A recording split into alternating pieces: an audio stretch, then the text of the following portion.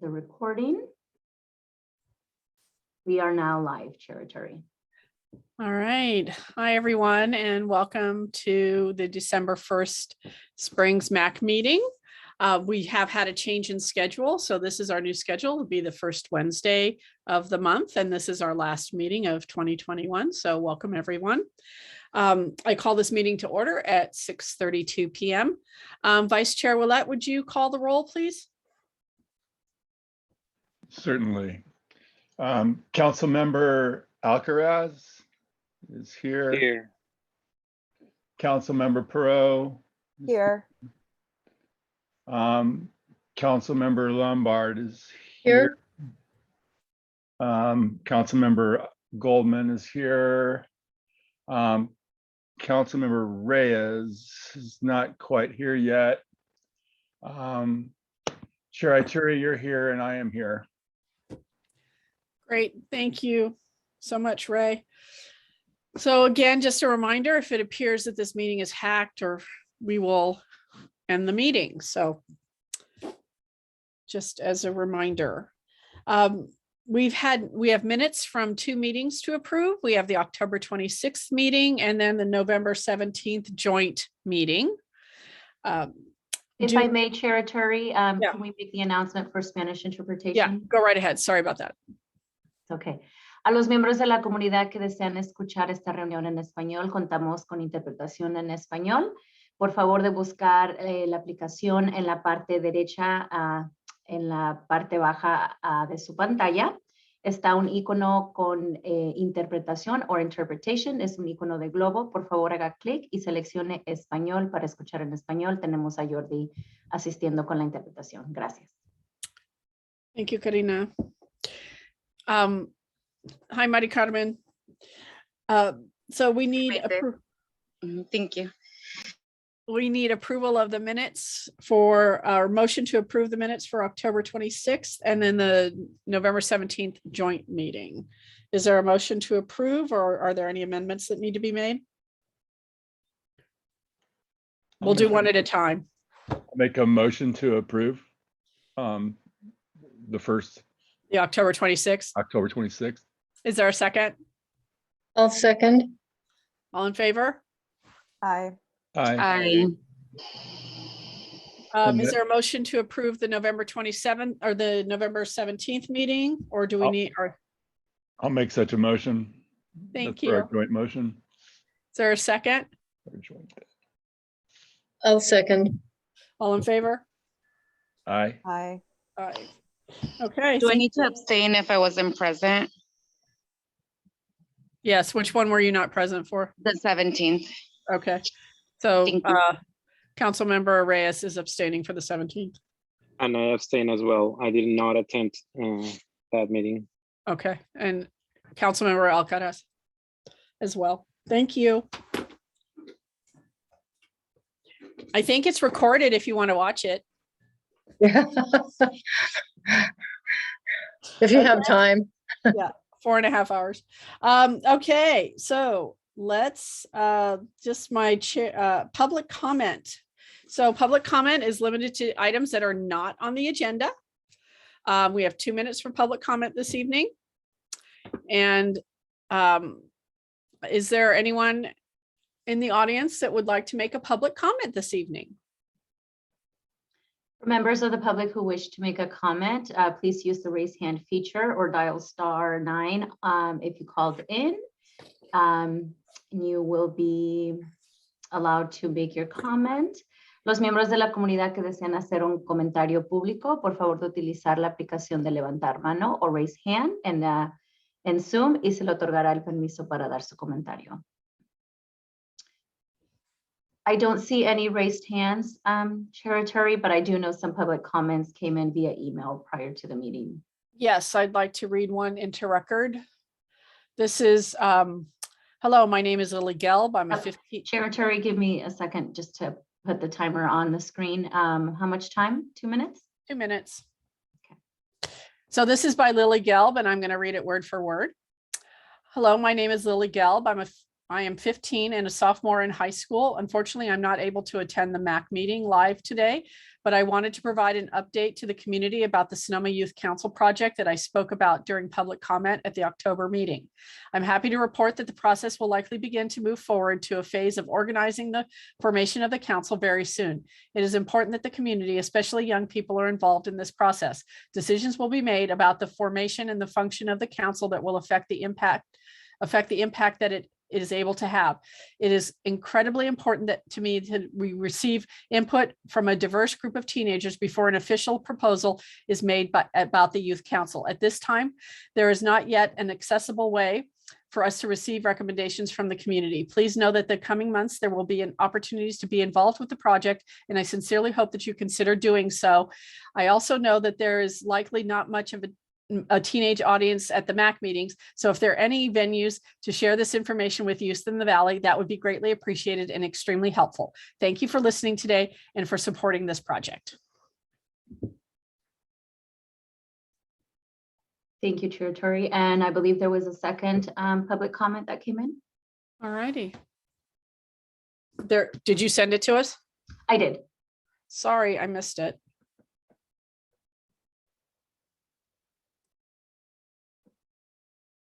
Was it the future of SDC, that one? Yes. Yes. Thank you. Sorry about that. Okay, I hope this finds you well. I'm a proud resident of the Springs and am blessed to call Sonoma County my home. Avram suggested I send this to you. Unfortunately, I will not be able to attend the MAC meeting this evening because of my commitments to attend Sonoma City Council meeting this evening to express my concerns regarding the current alternative proposals for the future development of the SDC. It was my intention to attend the MAC meeting tonight and read my statement that I sent Supervisor Gorin on November 28th at the MAC meeting, and to request that the MAC place the SDC issue on their agenda as the city council, as the city of Sonoma is doing today, to provide their position on the alternatives and to allow further public comments on the issue. Can you please do this on my behalf? Many thanks in advance for your help. Best regards, Jim. Were there any others? Not to my knowledge. Thank you. And I don't see any raised hands in the public. Thank you. Actually, one was raised. All righty. Give me a second.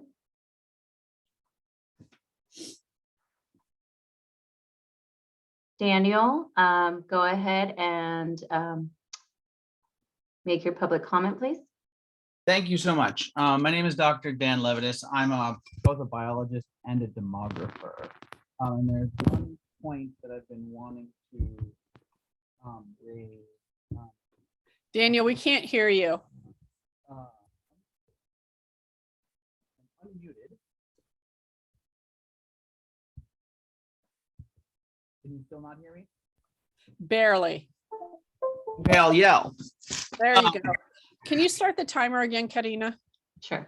Thank you. Thank you so much. My name is Dr. Dan Levitas. I'm a biologist and a demographer. And I wanted to comment on the SDC Eldridge issue. It is obviously an extremely contentious and complicated issue.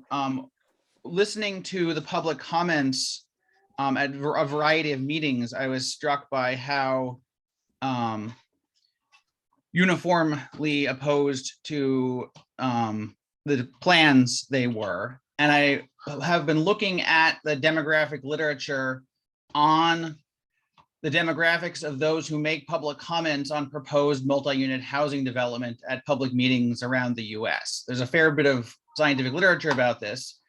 And the literature shows that comments are uniformly, overwhelmingly from white homeowners above the median age living near proposed sites. And nationally, 85 to 95% of public commenters are opposed to added housing near them.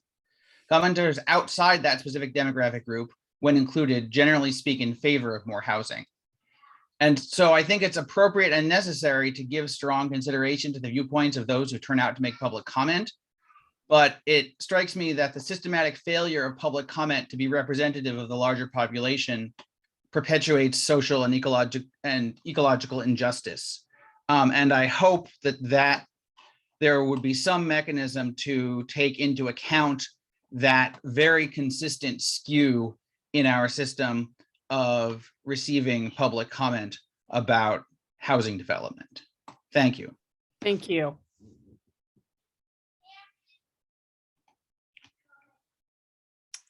Any other raised hands, Karina?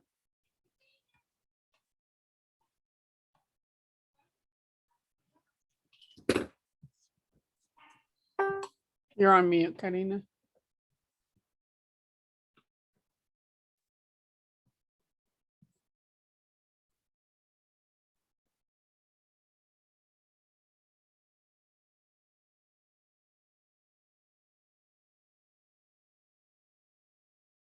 Okay, we seem to be experiencing some technical difficulties, so we're going to keep moving.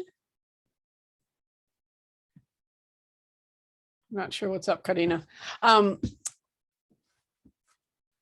Okay, so the next part, I can't see raised hands because I can't see folks. So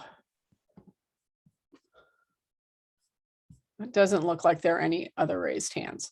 Okay, so we're going to be in this awkward screen for a second, I think, while Karina figures out the technical issues that are happening. So the next part of this is community announcements, community event announcements. And you guys are going to have to say something because I can't see everyone. Are there any community event announcements from the council? Maite, I have one. Iris here. All right, Iris, thank you. Okay. The background is, if anyone read the pamphlet that came around from the Sonoma Recology last month, there was a little blurb on how can I save on my bill? And it was not translated into Spanish. I'm going to read it in English. Residents in unincorporated Sonoma County may be eligible for a 20% discount on their Recology bill through the Recology Cares program. Participation in the PG&E Care program qualifies you. Applying by email, Recology Sonoma-Marin at recology.com. A copy of your most current PG&E bill showing participation in the Care program. And Jesus is going to read that in Spanish and spare me reading it in Spanish. So, Jesus, take it away. Thanks. Yes. A todos los residentes en áreas no incorporadas del condado de Sonoma. ¿Me pueden escuchar? Ok. Del condado de Sonoma. Pueden ser elegibles para un descuento del 20% en su factura por medio del programa Recology Cares. Participación en el programa PG&E Care te califica para el descuento. Aplica por correo a recology@recology.com, enviando una copia de la factura de PG&E más reciente que verifique tu participación en el programa CARE. Thank you, Jesus. Thank you, Iris. And if anyone wants it, I can email you a copy. Okay. Thank Just let me you. know. Are there any other community announcements? Mari Carmen, you generally have one.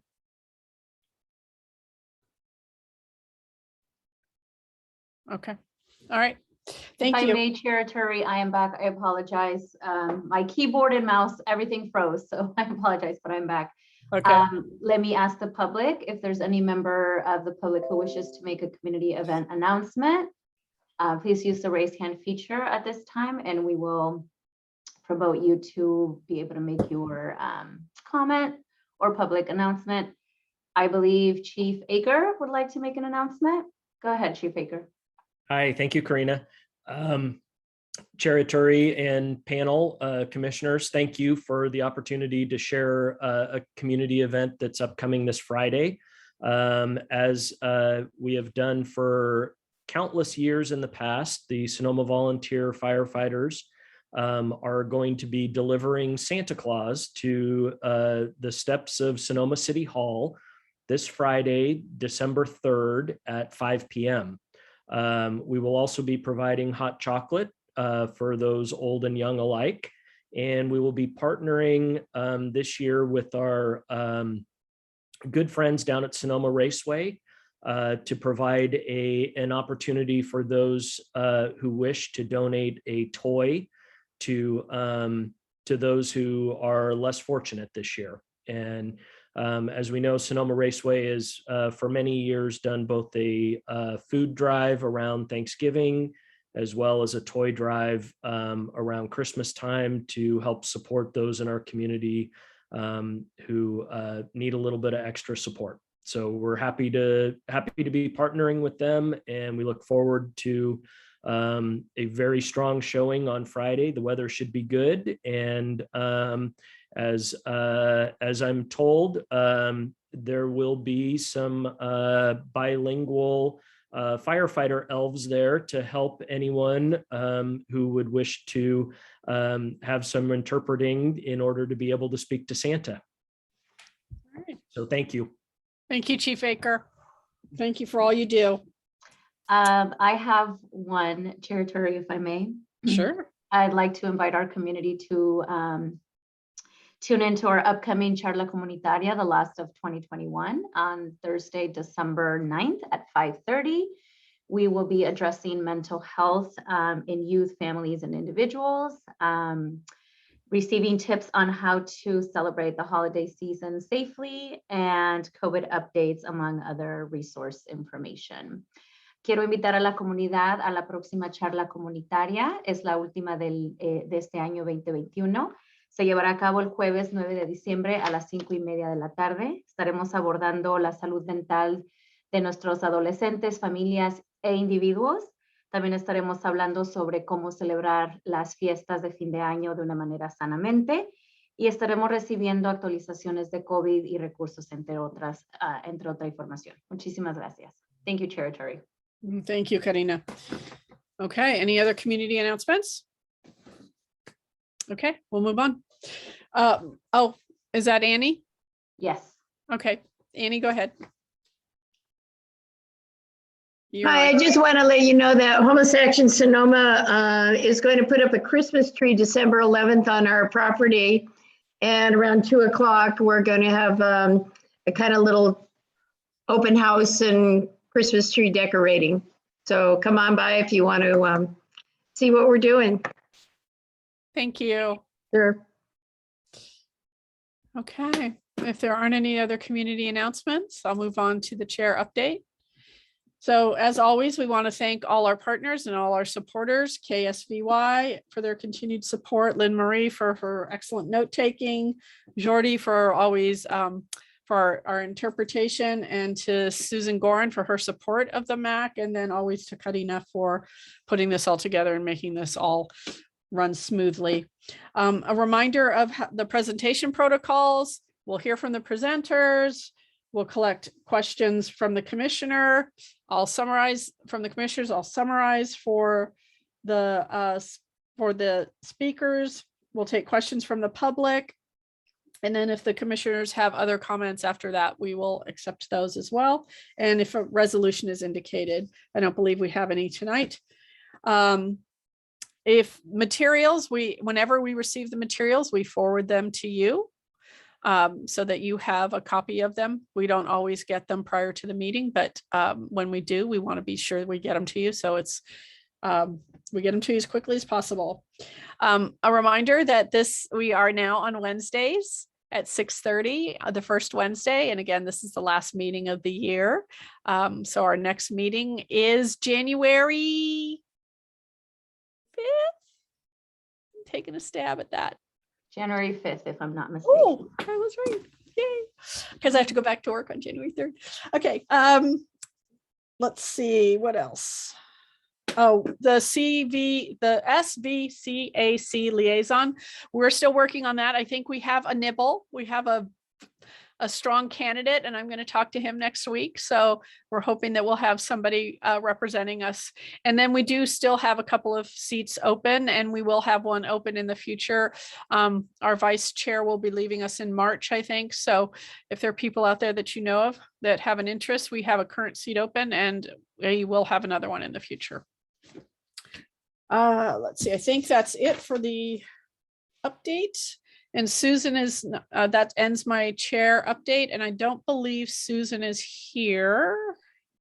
She is not connected yet. I will notify the council when she's ready to connect, so we can move on to the next item and can come back to hers. All righty, we'll go on to ad hocs then. And I think Dana is in the car. Dana, can you connect with us? Is this an okay time?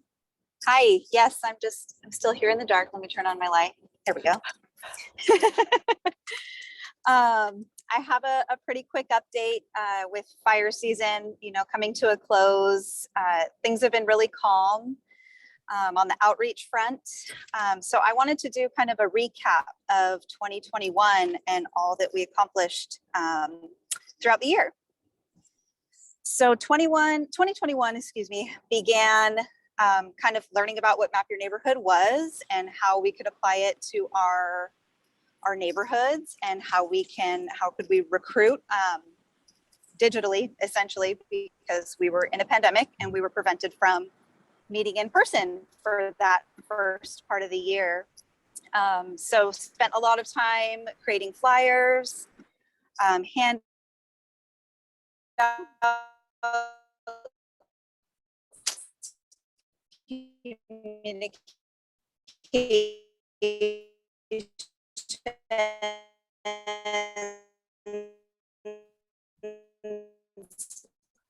and of course getting Zoom accounts set up. And so we tried Zoom meetings, inviting whoever could attend for informational sessions. And then if followed up by a training, if they were, interested and had the ability to dedicate a little bit more time. So we did that through spring. And then finally in summer, when the COVID restrictions eased up a bit, we participated in the Neighbor Fests. And I just wanted to give a huge shout out to all of the partnerships that were created. First and foremost from the Springs MAC, thank you. To the Sonoma Ecology Center for hosting the grant for my position, Sonoma Valley Community Health Center, Halter Project, Julie Atwood, Sonoma Valley Fire District, the County of Sonoma, of course, Catholic Charities, La Luz, all of the other fabulous community workers that we work with. I'm so lucky to be learning from you all. And on a touch, speaking of Catholic Charities, last month we did receive a donation from their behalf for our Connex emergency supplies that is at Altamira, the Connex as we've been referring it to. And that was a huge donation. So I'm really looking forward to planning a work day and really organizing and setting up all of our supplies and identifying what else we need, what else we could want.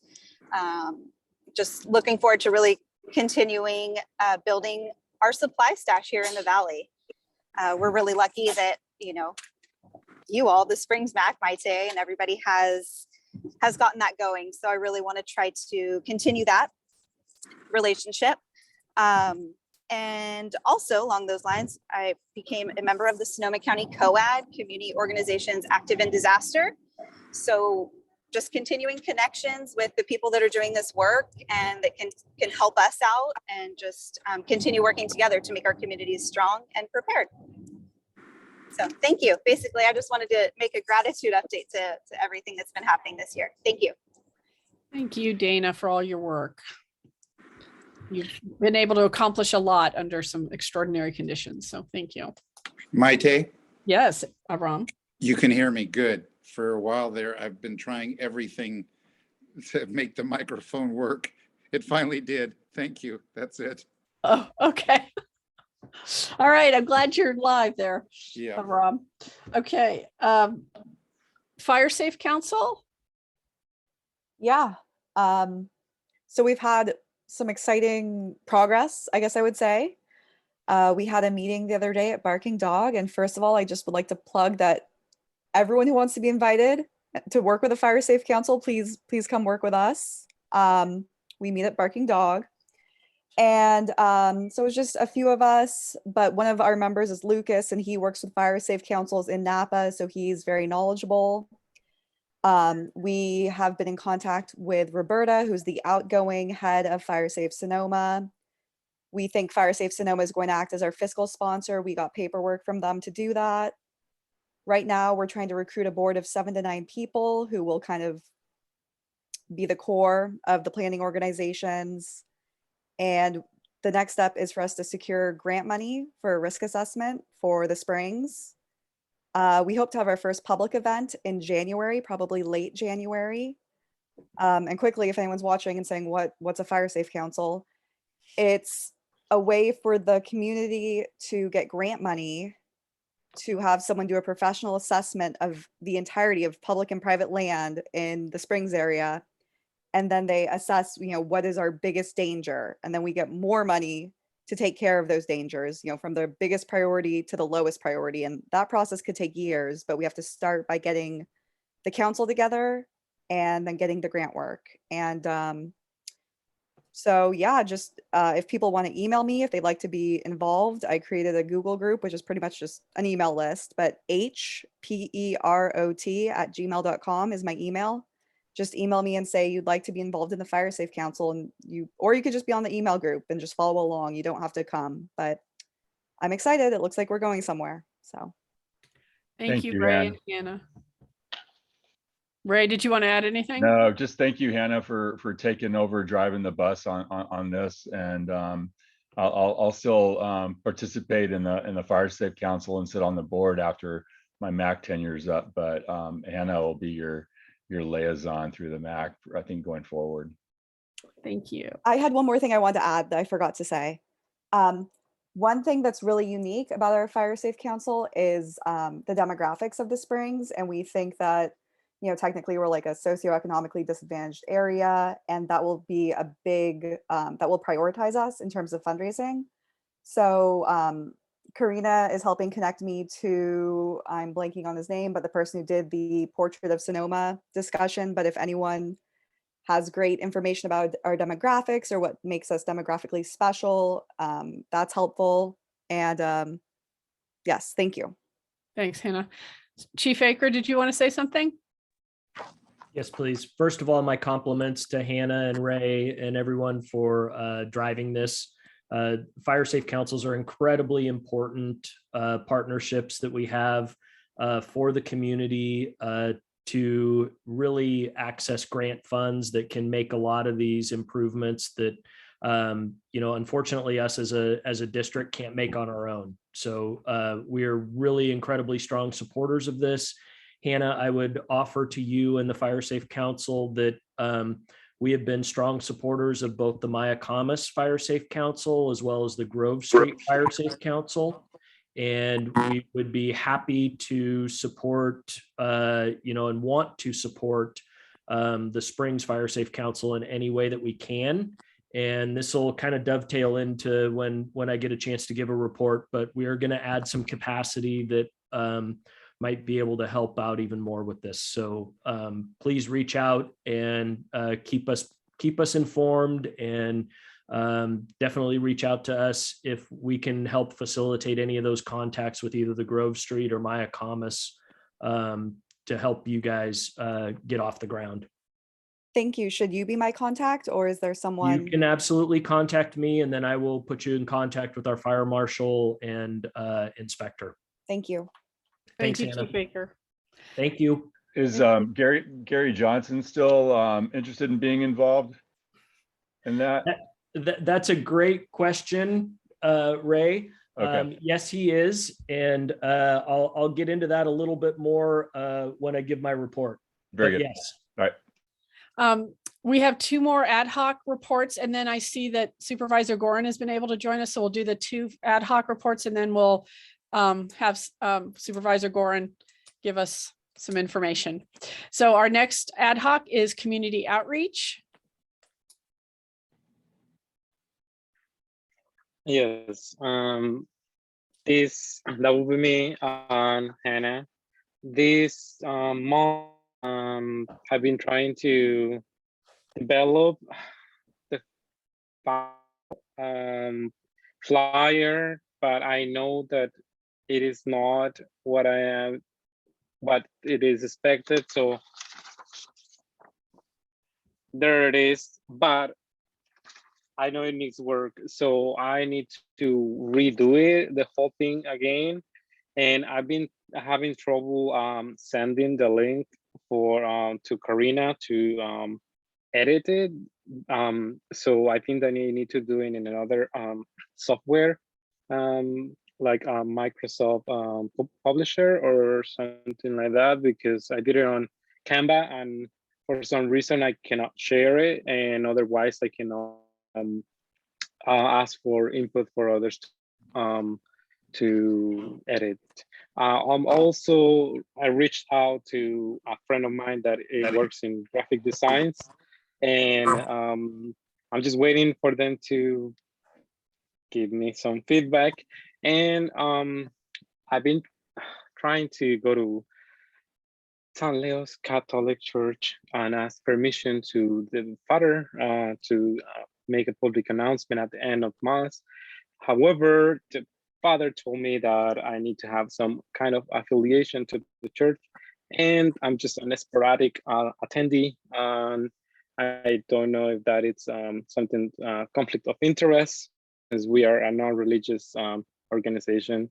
But I'm interested to give some comment at the end of Mass, because a lot of the Latinx community goes to the church, and I really want to go there.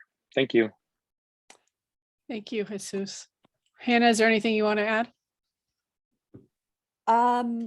We're working on a compost giveaway in the spring, but I don't have a date yet, but compost giveaway to come. All right, thank you. Avram, would you like to give the arts ad hoc update? You're on mute though. We don't have much to report this time, other than we did successfully put up a wonderful altar in the space in the plaza, and had a wonderful celebration at Art Escape. Lots of wonderful people there. It was a really nice community gathering. Unfortunately, I decided to go back, or not unfortunately, but I went back to see our display, and it was gone. I don't know what happened. It's a very sad comment that someone would take that away so quickly. Or do you know something else? Yeah, it was picked up by the artist. Oh, the artist picked it up? Well, that was quick. He picked it up quite quickly and took it. It was just up for that day. I think it was he picked it up the third day. Okay. Good. That's good to know. And that pleases me. I know we didn't have that feedback at the time, so that's good. We're also planning with Art Escape, again, a Christmas display, and that will be coming up shortly. Other than that, we'll still be working on some of the other projects that we're pursuing, which is putting up a banner program in the spring, as well as potentially painting some, I would say, accessory streets, and also the back of the crossing sign. So more to come on that. Thank you, Avram. Mm-hmm. Okay. Supervisor Gorin, would you like to impart some wisdom on us? Good evening, everybody. Hopefully you can hear us. I think I'm unmuted. I'm zooming in from Monterey, California. The weather here is gorgeous, which makes me a little nervous about lack of rainfall. I'm attending the California Association of Counties annual meeting, and my colleague Supervisor Gore has served a year as the president of Svcac and is now giving a fond farewell, and we will elect a new president. Lots of things happening here, lots of policy committee discussions on transportation, health and human services, roads, bridges, talking about possibilities. All of the programs I think are important, and hopefully I can bring some of them to Sonoma County. But, and just a really brief board update, as you probably read in the paper, the board held several long discussions regarding redistricting. I assumed going into this process that we would just have some minor tweaks in our boundaries, and it turned out to be a little bit more than minor. And we're having still some unsettled discussions regarding redistricting. That's not unusual, as I hear from my colleagues around the state. But I was able to preserve Sonoma Valley intact, reunify Bennett Valley, and really need to thank Ray Willett and Veronica Vences and a number of other folks for representing the first district so well and bringing a better understanding of what District 1 is and how we actually work together and address issues in common. So thank you, Ray. I really appreciate your help. The rest of it is a little unsettled in that Santa Rosa has always been divided between 4 supervisors. And the proposal now is to divide the downtown. I'm trying to modify that and keep that community together. But the Rohnert Park is divided, always has been divided between 2 supervisors. So we will continue the discussions and do the best we can. The reality is the supervisors work for the benefit of everyone in the county. It doesn't matter whether you're incorporated, unincorporated, whether you're represented by 1, 2, 3, or 4 supervisors. We work together with all of our cities, and the boundaries, I think, are less important than probably the discussions. But it is fascinating to me that now we have very widespread community understanding and discussion about what district boundaries might mean for them now and in the future. But the topic tonight is really to honor the work of our chair, Maite Aturi.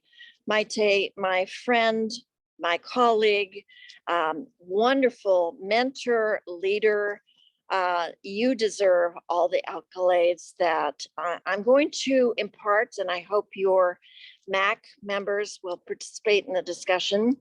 We did approve, oh, quit covering your face, it's fine. The Board of Supervisors approved a gold resolution, and I understand we delivered it to your son, so you will have it in hand pretty quickly. Oh, we've managed to keep that secret for you.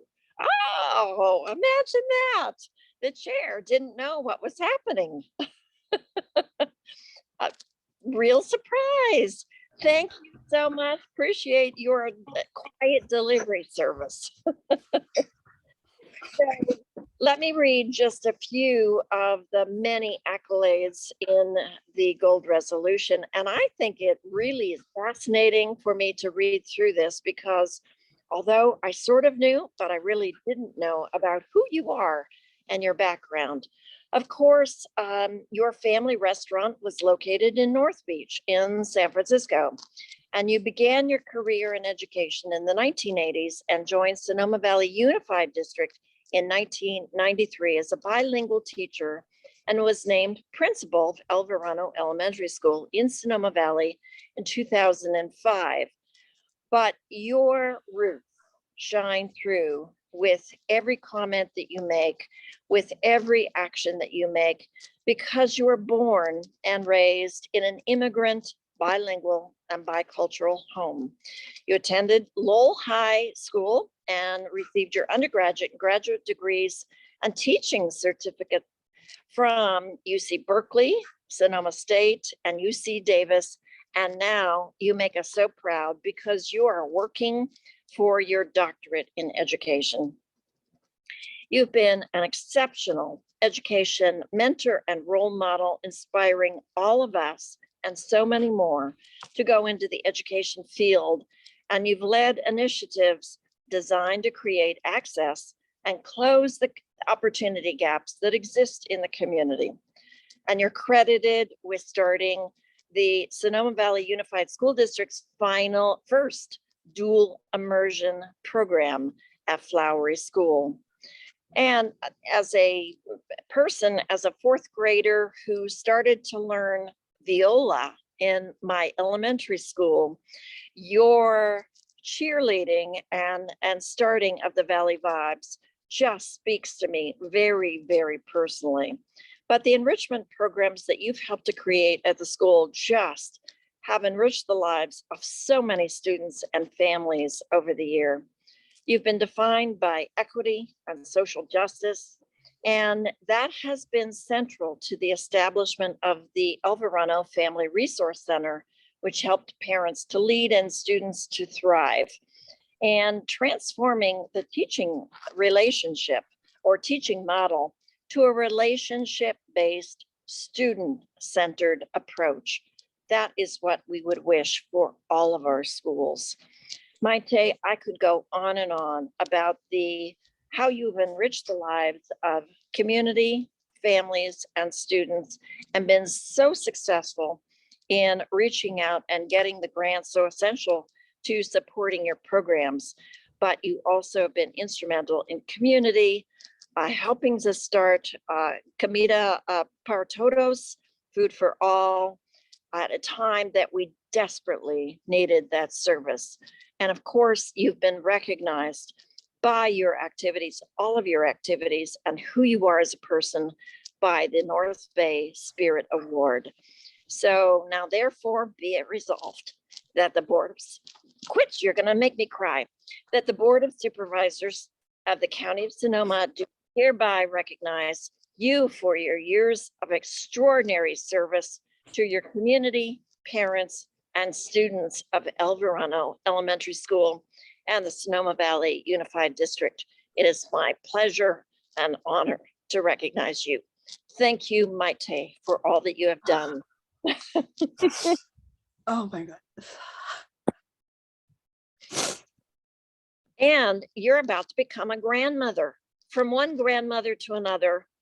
If I were Jewish, I would say mazel tov.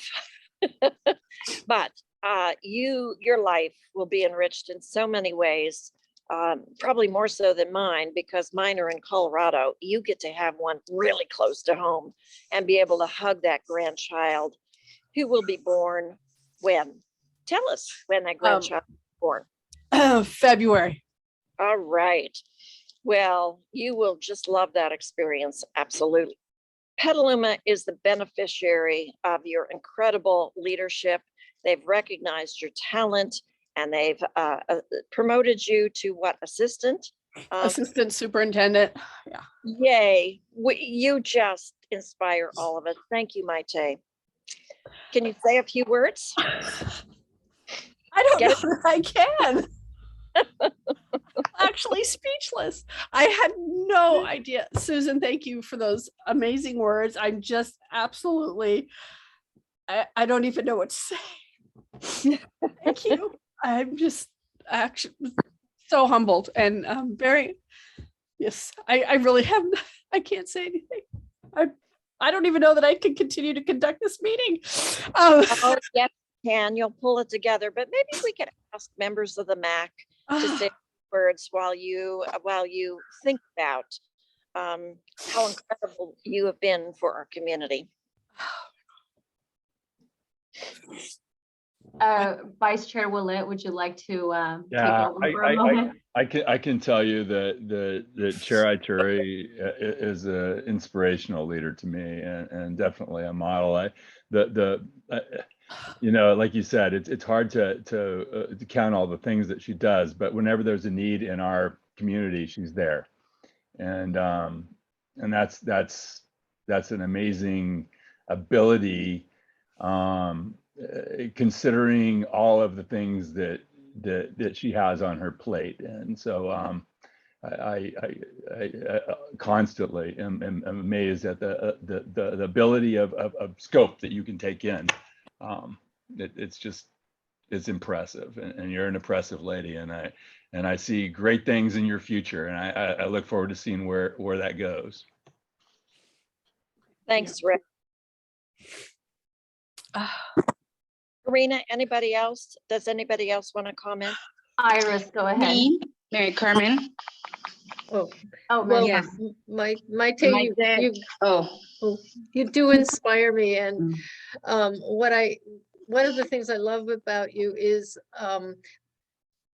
the different ways you bring to looking at things. And I feel like that increases my creativity also for an ability to look at creative solutions to things. And among all the other things I appreciate about you, thank you very much. And you really deserve that. Mari Carmen, go ahead. yes, Maite. I wanted to say thank you for everything. When we were asked to say words of how you've impacted our lives, I think the biggest thing for me was that night that we were there at Flowery School until midnight to make sure that dual immersion was made possible. And just being a mentor, for us, since I worked at migrant education, I'm still an educator of heart because of people like you. Thank you.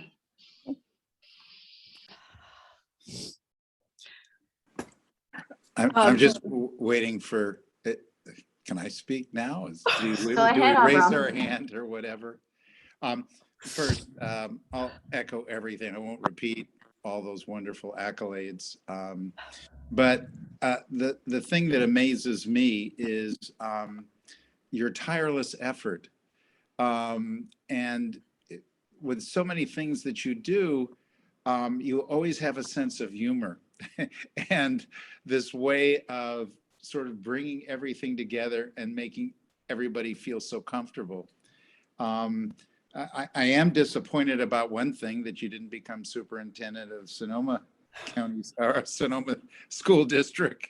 And I will say that I think they lost an opportunity for a real gem.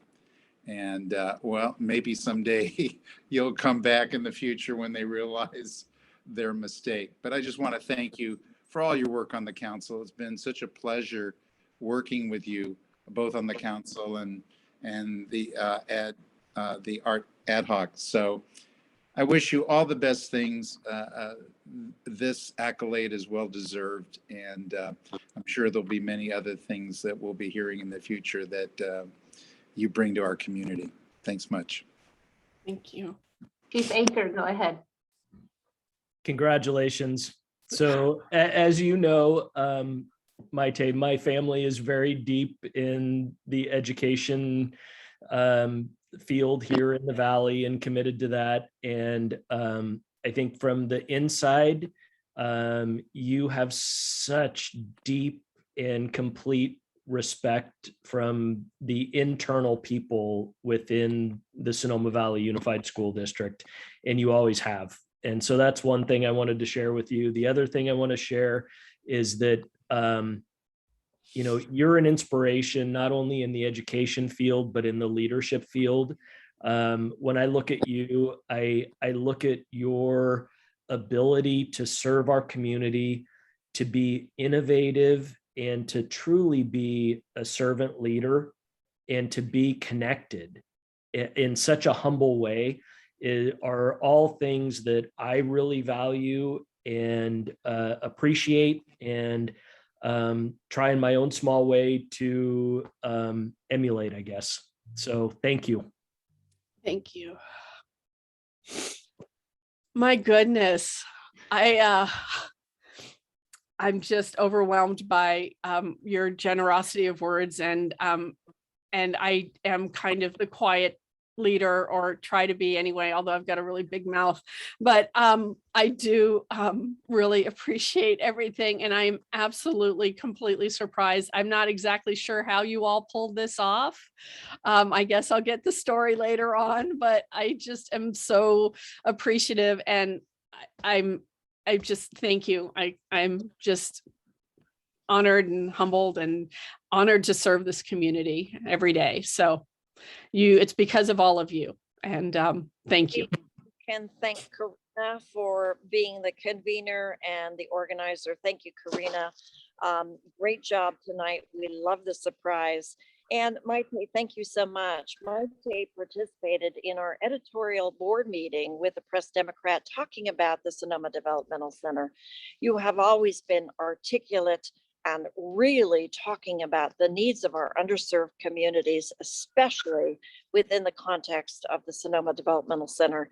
And I look forward to working with you further and others of the Springs community for a diverse conversation to see if we can get our stakeholder groups united in a consensus and understanding the need for affordable housing, as well as education, employment, and services on the campus of that beautiful site. So that's what I'm aiming for. And I have to leave you all. Thank you, Maite, for everything. Thank you, Susan. Thank you so much. And we want to wish you a lifetime full of happiness and beautiful, loving moments with your family, your community, and certainly your families and students of Petaluma. Thank you. Okay. Good night, everybody.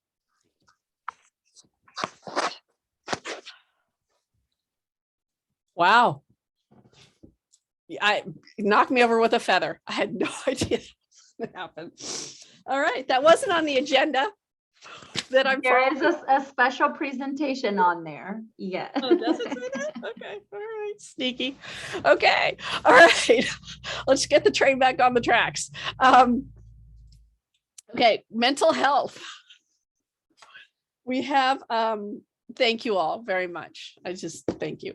We have Karin and Betsy here to talk to us about, we know the mental health crisis that we're facing in our community. It was bad before and now it's gotten worse. So, and I know there are lots of hardworking people out there trying to make a difference. So we're going to hear what's happening in our community and what services are available. And we have Karin from Sonoma County Behavioral Health, and then Betsy, who is a board member of the Sonoma County Mental Health Board. So thank you both for being here. I'm going to turn my mic off for a few minutes. Betsy, after you, would you like to take the floor first? Sure, I'm happy to. Karin, thank you. Thank you. I have my baby who might be co-leading this conversation with me. But before I start, I do want to acknowledge Maite. I've had the privilege of working alongside her in her creation of the mental health or implementation of the mental health or the Family Resource Center at El Verano.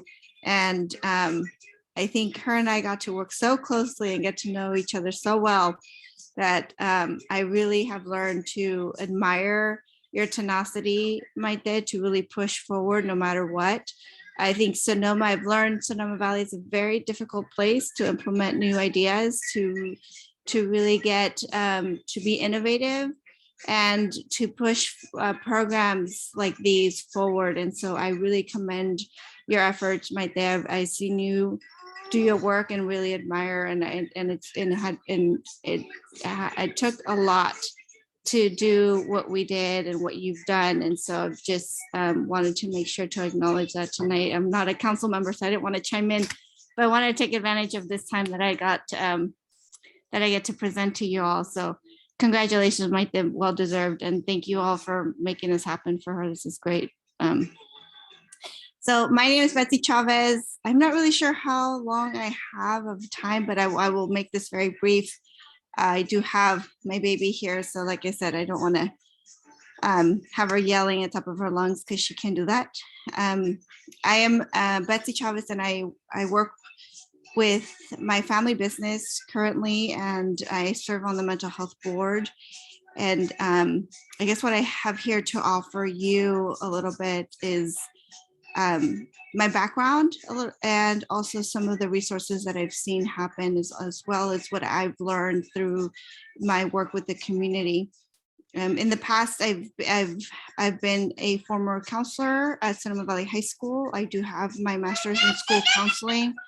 I served as a migrant advisor, and I do have a brother who lives with schizophrenia, and he was diagnosed at the age of 19, but I know he lived with it much earlier than that.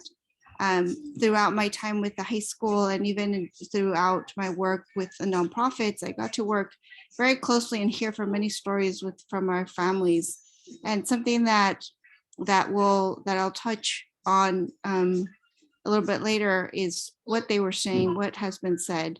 As we know, there's no surprise to many of us here tonight that mental health and seeking support and resources are a challenge in itself, right? Because it comes with many implications. As such, many of the people here tonight on this very council have worked tirelessly, as I said before, Mike, this being one of them, towards breaking the stigma and building awareness and providing resource hubs for all of our families in Sonoma Valley. And I'm very proud, obviously, we're hearing this tonight, that there's much progress, but there's so much more work to be done. And that said, knowing that we are here, that we're talking about this, that Karina, as I know her, reached out to me and said, we're having these conversations. It's wonderful, because that's what our community needs, is for us to have these open conversations and dialogues about this very, very specific topic. But before I do this, I want to make sure I highlight that it's critical that we all co-create an environment of belonging that is compassionate and safe. And what does that mean? It's complicated sometimes. Co-creation, what does that mean? When I think about this is that I want us to really think about a time where we were randomly asked or put in a situation where we had to have a conversation with someone, perhaps a family member, and a conversation that maybe we weren't prepared to have, that maybe was somewhat uncomfortable. And we just walked away from that conversation thinking, phew, I'm so glad I got that over with. And also how great that I had that conversation, because you knew that that person really needed to have that conversation.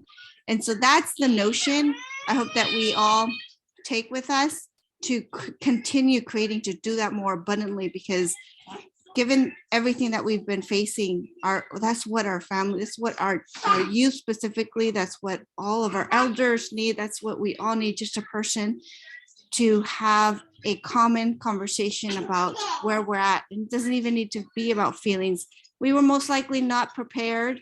We're most likely we didn't have the background. We don't have the knowledge or training, but we did it because we had the heart.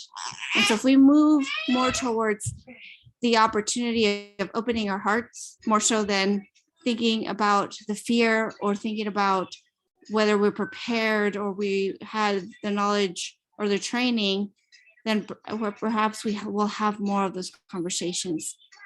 And lastly, I want to highlight the many things that are happening tonight within our Sonoma Valley that are holding space for many of these conversations and are trying to work with our families.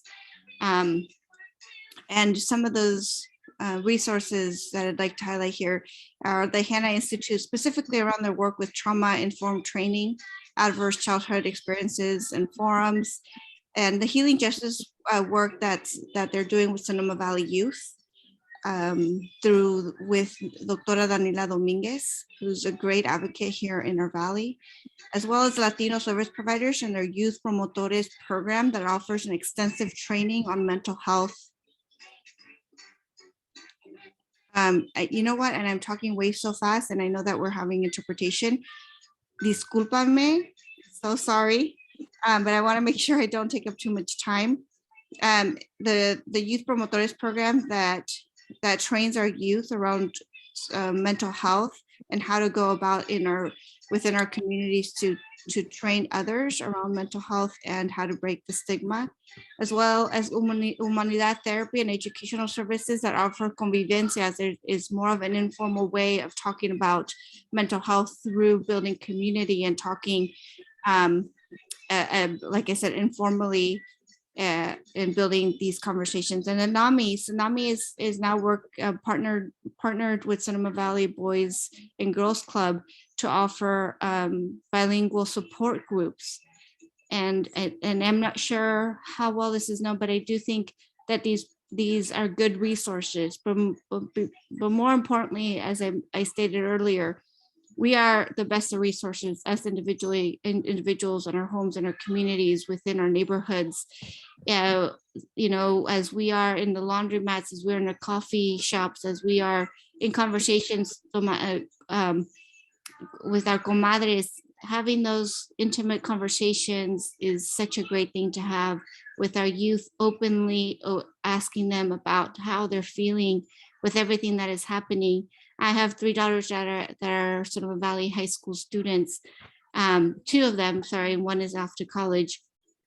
And they've been very impacted with just everything that has happened, and having these conversations, shedding tears and just talking about it informally has been really helpful for them. And I just want to open the doors and open up the invitation to everyone here to have these conversations with those that you love, and not rely exclusively on the professionals, for lack of better terms.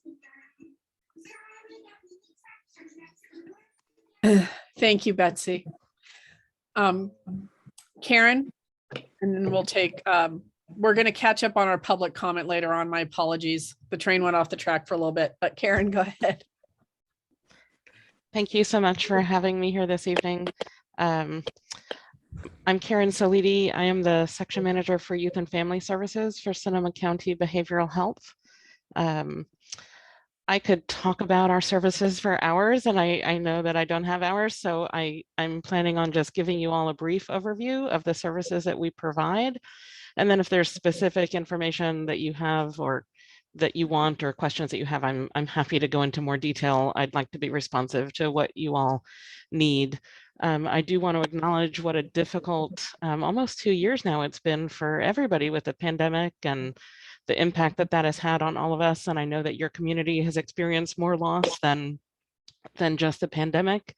And I feel for you. My heart goes out to all of you for the losses that you've experienced.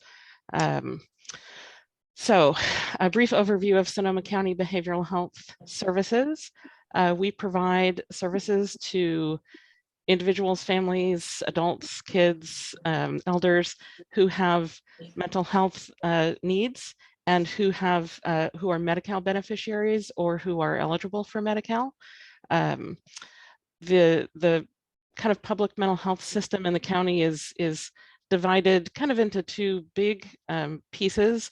Individuals who have what, the term that you'll hear used is mild to moderate mental health needs are served by Partnership Health or by Beacon. And moderate to more serious mental health needs come to Sonoma County Behavioral Health. So we have a front door, so to speak, where anyone who's looking for mental health services can call us and request those services. We will do an assessment, determine what level of need that individual or family has, and where to refer them, whether it's to our system or to another system in the community. Our services include a range of services for adults, including in no particular order, individual therapy, group therapy, medication support services, rehabilitation services, supported housing, education and employment services, some residential services for folks who are living in treatment facilities, both in our county and out of the county. And on the youth side, individual, family, and group therapy, medication support services, rehab services, support with education and employment activities for our older kids and young adults. So we have a pretty wide range of services that we're providing to folks. These services are provided both by our staff and by partner agencies. We have contracts with quite a number of agencies in the community who join us in providing these services. So services are usually kind of a combination between us and our partner agencies. We also work very closely with NAMI for family support and with a few organizations that provide peer support services. We really find that providing family and peer support services are a really important part of the overall package of services that we really like to get people involved in to provide a full range of services. What else can I tell you? Our youth services go from 0 through age 21. We have transition age youth services that targets folks between the ages of 18 and 26. Adult services go from age 18 all the way up. We have a team that focuses specifically on older adults. We have a team that focuses on individuals who have co-occurring mental health and substance use issues. We have some forensic programs providing services to folks who are coming out of the jail or who are involved in probation. We have services at Juvenile Hall and Valley of the Moon for youth. We have a juvenile sex offender program. We have a program specifically for foster youth. Trying to think of what other specific services we have. I think I'm hitting most of the highlights. That is a very broad overview of what services we have. And as I mentioned, I could go on and talk about them, but I would like to make sure that I'm addressing any specific interests or needs that you all have. So if there's particular areas that you'd like more information about, I'm happy to go into those. Thank you, Karen. We'll take questions and comments from council, and then we'll open it up to public comment. Thank you both, Betsy and Karen, for the information. Are there comments or questions from the council? And I'll combine them and feed them forward. Hannah? Yeah, so if I'm not quite sure what peer services are. They've been mentioned a couple times. If someone could explain peer services and what the benefit of those are. And then also Betsy mentioned a number of groups, promotores. I don't know what that is. If she could maybe define what that is. I feel like there was one other thing that she mentioned, maybe a peer service group. So just more about peer service groups. Thank you. Okay, Avram? Yeah, what I'd like to know, I'm beginning to see, our homeless problem is not just in our cities, it's everywhere. I'd like to know more what the county is doing in terms of providing services, mental health services to the homeless, because I think they're probably more impacted than most. Thank you, Avram. And my question is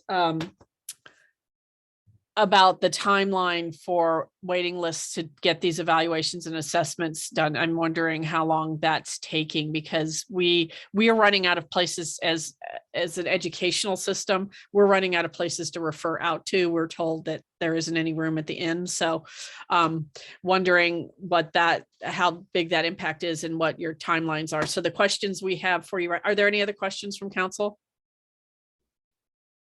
So the questions we have are more explanation on peer services. Betsy, if you could talk about some of the groups that you mentioned, and then what kind of services are being provided for the homeless population, the unsheltered folks, and then what that timeline is for referrals. Maite, I'm sorry. My question would be, is there any a comprehensive list of the services that are offered that we could have? And if it could be just sent, that would be fine. Thank you. Great. Okay, Ray's got a question too. All right. And have you received any additional funding during the last year and a half that COVID has happened? Can you say that one more time, Ray? Has mental health received additional funding due to COVID? Okay. And then I've got one more question about the services directly in Sonoma Valley. So we've got a lot of questions, and if we need to repeat them, we will. Okay. So that's kind of where we're at. I will try to start answering them, and you let me know if I've forgotten something. Okay. Peer services are services that are provided by individuals with lived experience with mental health issues. So it would be folks who have had their own mental health issues, diagnoses, treatment in the past, providing services not as a licensed professional or licensed therapist, but as a peer who has had similar experiences. Often those services may include things like support groups, mentoring, helping people navigate through our system, and really just providing people with support and encouragement from a different perspective. And we do find sometimes that there may be folks who would be willing and happy to talk to a peer provider, but may not want to talk to a licensed professional. Maybe they're not ready. Maybe they've had a bad experience in the past. And also, just in addition to our services, it can be really helpful for folks to talk to somebody who has had their own experience receiving treatment and can kind of relate to them from a different perspective. So that's what our peer services are. And we have a few different organizations in the county who provide peer services. There are actually peer-run service centers in Guerneville, Santa Rosa, Petaluma, that provide drop-in groups, educational opportunities, resources, that sort of thing. So that's peer services. The others were what resources are available for unsheltered folks? Have you received any additional COVID funding, a comprehensive list, what's available in Sonoma Valley, and the timeline? And then the question to Betsy is the promotoras. Okay, in terms of services for folks who are unsheltered, we do have within the Department of Health Services a few different programs that do outreach to folks who may be in shelters or camps or other non-permanent living situations. The main goal of those programs tends to be getting people connected to resources, which could include anything from housing, food, social support services, mental health services, bringing them into our services if that's appropriate and that's what they're looking for. Lots and lots of engagement. Those teams work frequently with folks who haven't been engaged in treatment services in the past or aren't currently and may be able to benefit from them, but for a variety of reasons aren't coming to us asking for those services. So they're really going out and trying to offer whatever individuals present us as needing and wanting, rather than going out and saying, you really need to come in and get mental health services. Just going out and saying, hey, I'm here. Is there anything that you need? Anything that I can help you with? How can I be helpful and get you connected to resources? Whether or not it's what I think you might want or need, we're trying to be responsive to what individuals may want or need so that they know that there's someone they can connect with for whatever they do want. And if they down the line become ready to want and accept more services, then we'll be there to help them get connected. So there are, I believe, 3 teams currently that are focused solely on doing that outreach work in the community. Lists of comprehensive resources, and I see in the chat asking for a phone number. The best phone number to connect with county mental health services is our main access line. It's 707-565-6900. That number will be answered 24/7 and is kind of the main point where many people start when they're asking for services, and then they will help people get where they need to be within our system. There is a list of our services on the website, on the county website, sonoma-county.org, under Department of Health Services, and under that, under behavioral health. I can send that link if that would be helpful. So our services are listed there.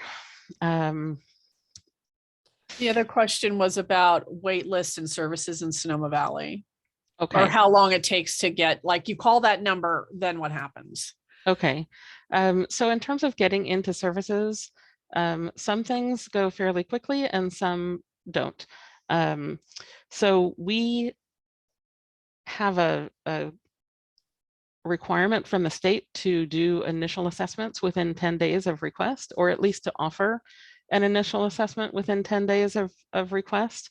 We do meet that the vast majority of the time, which doesn't always mean that people are actually seen within 10 days, because if the first appointment that we offer isn't something that works for people's schedules, it may take longer to to find something that works for people. But we are able to offer initial assessments within 10 days and usually quite a bit faster than that. Our adult access team doing those initial assessments prior to the pandemic was also taking walk-ins, so people could just walk in and get an assessment the same day. We hadn't been doing that on the youth side because we just found that with school and family work schedules, it just didn't work for families. It worked better for them to schedule something in advance. Those walk-ins have not been happening during COVID, but I imagine will start again at some point. So we are able to assess people fairly quickly. We are able to get them onto treatment teams fairly quickly within a couple weeks of assessing. Things that take a little bit longer are psychiatry appointments. There are not enough psychiatrists in the country, child psychiatrists in particular, certainly not in the state of California. We recruit for psychiatrists all the time, just constantly. We are always looking for psychiatrists because we never have enough. We have had a little more luck getting telepsychiatrists, and during the pandemic, that's been a significant mode of service delivery. Getting in-person psychiatrists is a little bit harder, but psychiatry appointments do take longer because there just aren't enough of them. Another thing that takes a little bit longer is, at least on the youth side, getting therapy through our community-based organizations, particularly for families and kids who are looking for therapy in Spanish. We do have Spanish-speaking providers, but they are few and far between compared to providers who don't speak Spanish. So those services do take a little bit longer. We have Spanish-speaking staff in our programs as well, but of course, not enough. It seems like we can never hire enough. And hiring overall over the past 6 months has been very difficult, not just for psychiatry, but for clinicians as well. We used to get 100 applicants when we would run a recruitment, and now we get a dozen, maybe. So it seems like everything is slower right now because it's just a lot harder to hire people these days. There was, I think, a question about COVID-specific funding. Right, and then what services are available in the Valley? Are the, like I heard peer-to-peer, but that's not, I didn't hear you say Sonoma Valley. I heard all the surrounding areas. Right. Okay, so COVID-specific funding, there has been some funding for things like technology, since so many of our services shifted to virtual through the pandemic. There was some funding to help with that. I don't know that we used a lot of that because we had laptops and cell phones for our staff prior to that. There is some funding coming in to do some specific projects. Those, I believe, are still being looked at by the powers that be, which is probably the board at this point, to decide specifically what some of those dollars will be spent on. So there is a little, but not a large amount of COVID-specific funding. Services in Sonoma Valley in particular, it's true, I don't believe there is a peer-run center in Sonoma specifically. Sonoma County Behavioral Health does have an office in Sonoma Valley. Again, since the pandemic, everything is different, but prior to the pandemic, that office was staffed not every day because the group of folks that we're serving in Sonoma Valley is fairly small, but was staffed maybe once a week. We would have a psychiatrist there and case managers, therapists providing services there. And in addition to that, most of our outpatient services are field-based.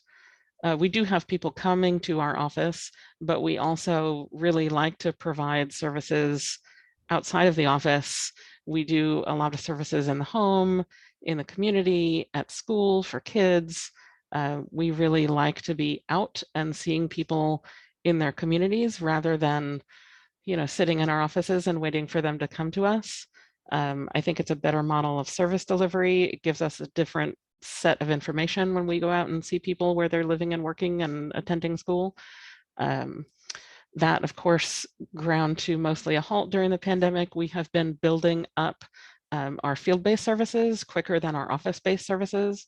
And I think it will be interesting as we come as much out of the pandemic as we ever will, I guess, to see what individuals and families are asking for in terms of telehealth services. I think in-person services are better in a lot of ways, but one of the things that telehealth services has done is allowed more access for folks who just can't come to our office, can't drive from wherever they are in the county to an office in Santa Rosa, or even an office in Sonoma or Petaluma or Cloverdale or Guerneville.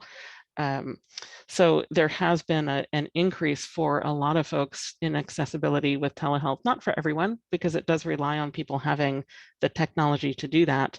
But I think it'll be interesting to see what people request as we're able to offer a wider range of field-based, home-based, office-based telehealth to see what people want and how that's going to play out for people. Okay, so Betsy, I want to give you a chance to answer the promotoras question. And then I think Chief Akre has a question, then we're going to go to public comment. Got it, yes. So Promotores and Promotoras program is specifically ran by Latino service providers. It is a county-wide effort. They're not based in Sonoma, unfortunately. Many of these programs that I highlighted aren't based in Sonoma, except for Hannah Institute. And is there anyone else? No, but many of these come into Sonoma. So that is a big struggle. I do think that there is more advocacy that needs to be made for programs to be in-house rather than from outside sources coming in, although it is very much appreciated.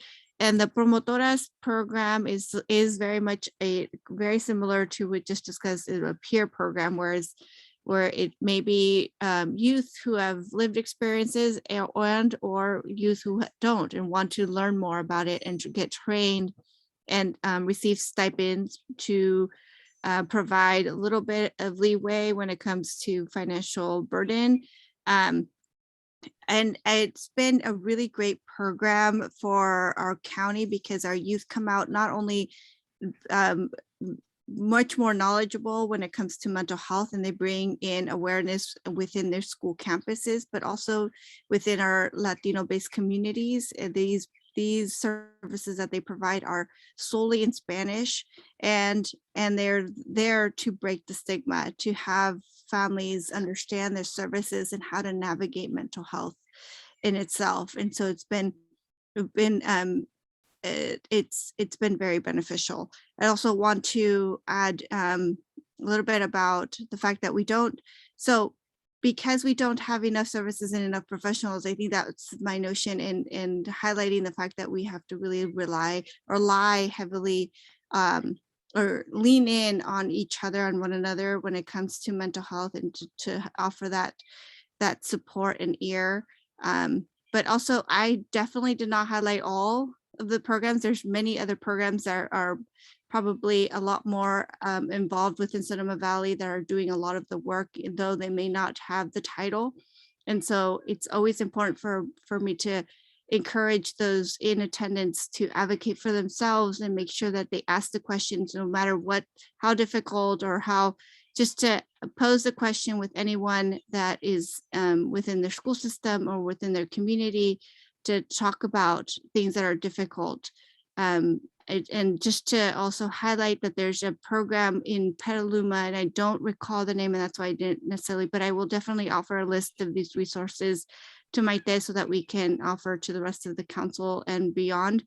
But what they're doing is that instead of calling a police officer, for example, when there's a person in crisis, there's a trained professional or trained person that comes into the home that is not wearing a uniform, may be less intimidating. It's not a fear factor when there isn't documentation involved, for example, so that the family feels a lot more safe about making the call, because that's often what holds us back from making the call. And I want to say this is the same thing for my own family. So I'm really happy to know that there's a program like that. And I'm hoping that we can advocate enough here in Sonoma Valley to bring it here.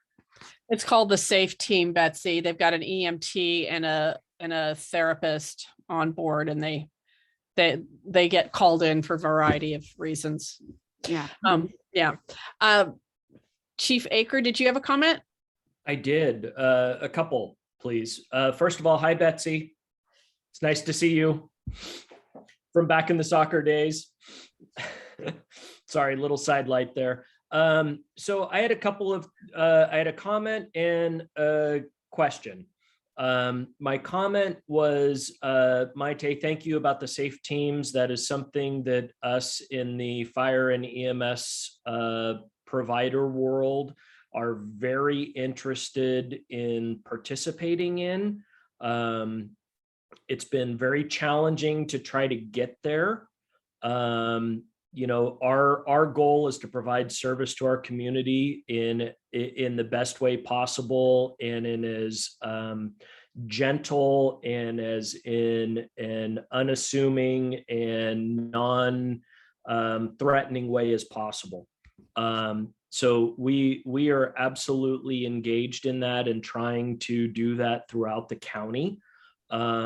I guess my question to Karin, and you know, I apologize. I'm not trying to pose this question in the terms of a policy decision, because I know that's a bigger ask than probably what you can answer now.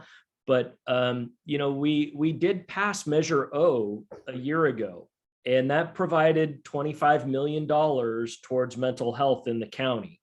And I certainly appreciate and understand the challenge of trying to find enough mental health professionals and resources on staff to be able to provide services.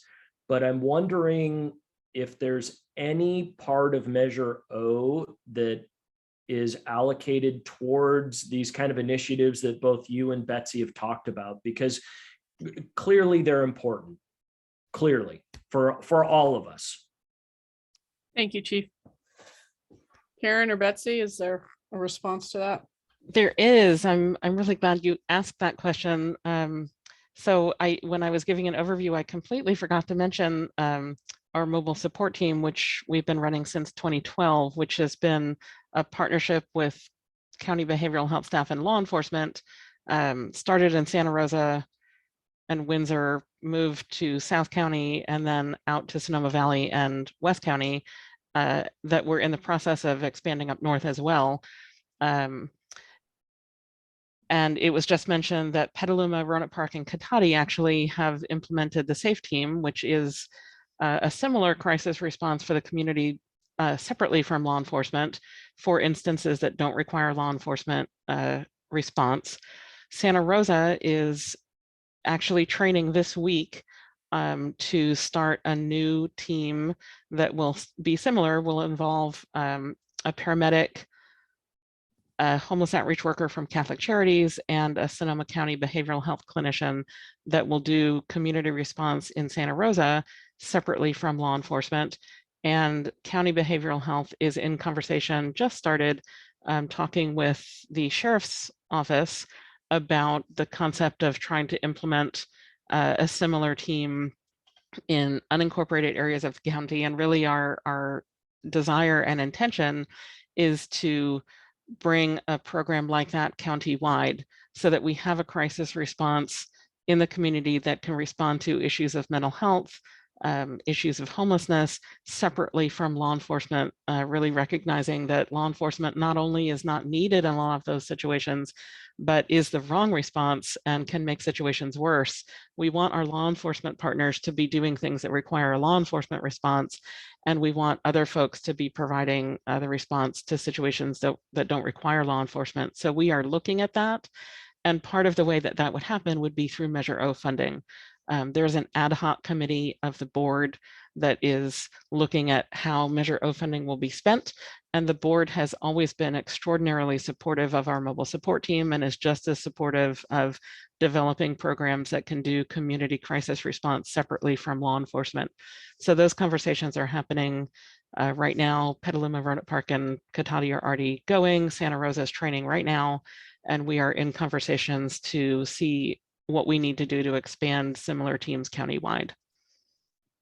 Thank you so much. So I'm going to move us to, this is a topic that we could spend the entire meeting on easily. Absolutely. So we're going to have you come back. We know that for sure. But let's move to public comment. And then because we had a little bit of a longer front part of the meeting, we're going to take a break after this section. And then we'll get back to Chief Akre and Annie and Sean. So we'll move to public comment. Karina? Yes, members of the public who wish to make a comment, please use the raise hand feature. I do see one raised hand.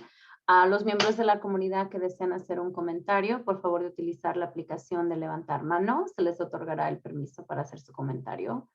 Mario, I believe you're on there. Mario está ahí. Okay, here we go. And let me set the timer. Adelante, Mario. Mario, go ahead. Can you hear me there?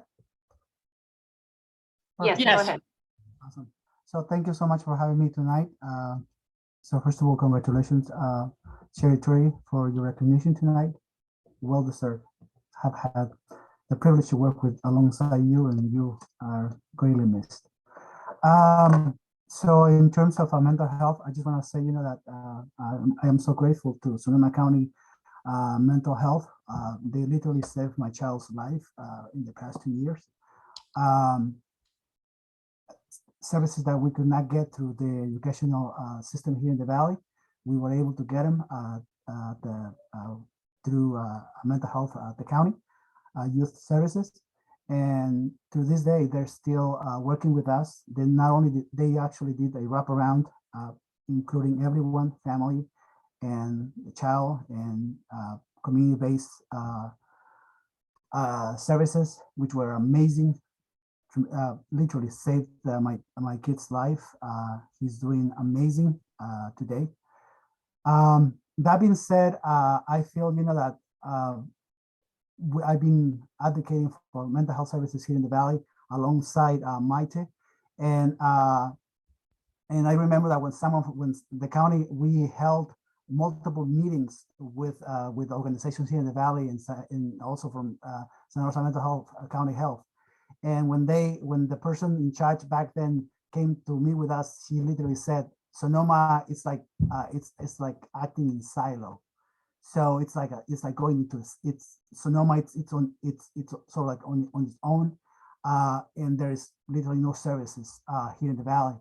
The nonprofits tend to act like they are doing the work, but they just either not doing it correctly or missing the target, which is very unfortunate. So there is room for do better, especially for vineyard workers and other families who have been missed for many years.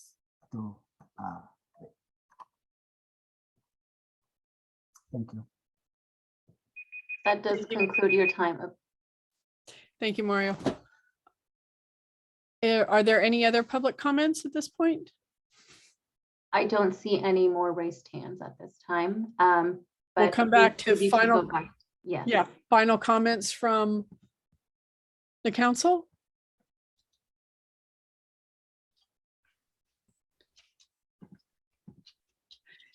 Well, I want to thank you both for being here. This is such an important topic. And in part of my work in my current school district, I oversee the mental health portion of our work. And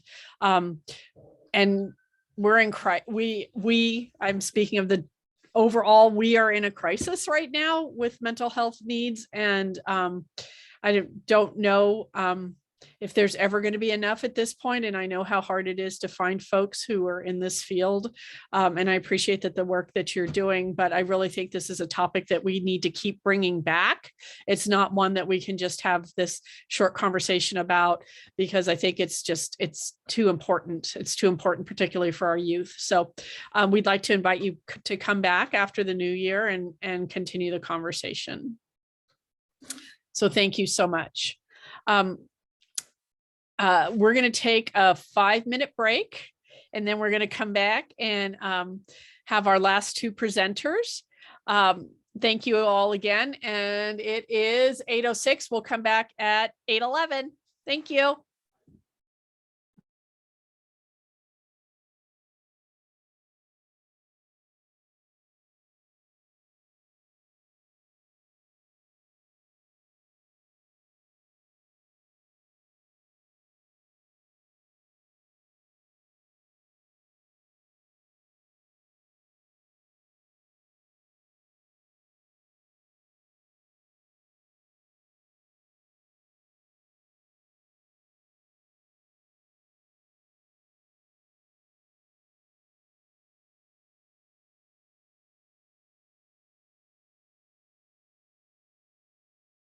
That was a short 5 minutes.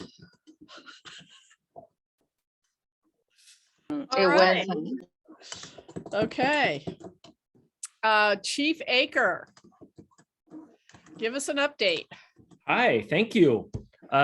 Feels like I've had the talking stick a little bit more than I had planned tonight, but I appreciate the opportunity to speak on issues that are relevant not only to us as your fire and EMS provider, but also as a very long term community member. So tonight I'll try to keep this brief. I know we've had a long meeting already. A couple of things I want to touch on is one, just to really kind of emphasize, I guess, the mental health, the peer support and resiliency topic that was our previous topic. That's something that the fire district, Sonoma Valley Fire District, has really taken a lead on countywide. We have sent over well over half of our career staff to a 3-day behavioral health and wellness and resiliency training seminar. We've also provided multiple webinars and training sessions for all of our staff, including their families, because we know this is just such an important and critical issue for everyone. And especially for us as first responders, we have a little bit more, similar to folks in education and social work, we have a little bit more of a responsibility, I would say, and duty. And so we're really trying to prepare our people to not only be well themselves, but to also be able to be prepared and to best be able to serve our community with that. And that training is ongoing. So next, I want to mention that SDC. So I know that that's a really hot topic right now for all the right reasons. It's a once in a lifetime opportunity to, kind of shape where that facility, that land will go into the future and what that will look like. And I just want to reassure the MAC that the fire district, I am heavily involved in conversations with both political leaders as well as planning leaders in terms of being able to provide the right level of fire and EMS services to that community, to that area, regardless of what option or what that future looks like. But part of our responsibility is it is within the fire district. And when the state no longer provides the support for fire and EMS services, there's going to be a gap. And so we're determined to make sure that we are at the table and we're able to fill that gap and bridge that. The last thing I want to mention is back to Avram's question earlier about Captain Gary Johnson and our vegetation management program. So the fire district, we pride ourselves on looking at new ways to do things and being innovative in ways that we can provide the best service to our community. And one of the things that we did recently and the board just approved in November was a reorganization. We had a retirement And it gave us the opportunity to establish a fire inspector position that the district has never had before. And so we're really excited about that. That fire inspector position will take the lead on the vegetation management program, our new chipper program that I think I've shared with the MAC that we received a grant for a chipper program, as well as trying to meet health and safety code mandated inspections for life safety. And Avram, I will happily share with you that Captain Gary Johnson was one of the 3 folks within our department through an internal recruitment that did apply for that. And we will have interviews next week, and we will happily share next month what the results of that interview process are and who will be our new inspector. I think that's great. As a matter of fact, my house was inspected not long ago, and I'm proud to report that I passed. So congratulations. Nice work. No, yeah, thanks. But I know that that's not always an easy thing to do. So, yeah. Well, you know, $10,000 worth of tree work will solve a lot. Yeah. Hopefully that's a one-time expense, and then the cost of the ongoing maintenance will be a fraction of that. I think it's well worth it. You know? Well, thank you. I appreciate that perspective. Mhm. And that's the end of my report. Thank you. Thank you, Chief Akre. Are there questions for Chief Akre? Avram? Yeah, again, thank you, Chief, for being here tonight, and really appreciate the work on the inspector. I do have a question, and this regards the SDC. I was wondering if you or anyone in your department was consulted. There were great concerns at the joint meeting about having the number of units that were being planned on any of the proposals, alternatives, regarding evacuation. Arnold Drive is a 2-lane road, and living through the fire, you know, the fires, the 2 fires that came this way, it's pretty scary, and those fires can move extremely quickly. So I guess I'm asking, were you at all consulted, or your department consulted, in terms of evacuation issues? Let me see if there are any other questions, and then we'll let Chief Akre answer that. Anything else from the council? Okay, I know that's a big concern. Oh, Ray, go ahead. Yeah, my only other question was, the state is now providing the funding for the current fire department out there, or fire station? Okay, thank you. Chief Akre? Yes. So let me answer the easy question first, Ray. So the state is providing the funding for ongoing fire and EMS service. What is happening right now is the Eldridge Fire Department, which has served the SDC campus, shall we say, for over 100 years, is obviously in a state of a challenge, because with an end date in sight, you know, recruitment and retention are a very serious issue out there for them. So 3 years ago, we entered into a contract with the state because of those considerations. And so Sonoma Valley Fire District is actually providing service on one of the 3 fire shifts. So one out of 3 days we are out there. And I will say, and this is very public knowledge, that when those 1 out of 3 days when the Sonoma Valley Fire District is providing service, we're providing paramedic level service. That is not something that the state was ever able to provide out there, but we are able to provide that. So the community's getting a higher level of service when we are out there. And we certainly hope and expect to be able to provide that into the future. So thank you for that question. Avram, as far as evacuations and evacuation routes and planning, that is an ongoing topic that we're in consultation with the Sheriff's Department, Caltrans, CHP, CAL FIRE.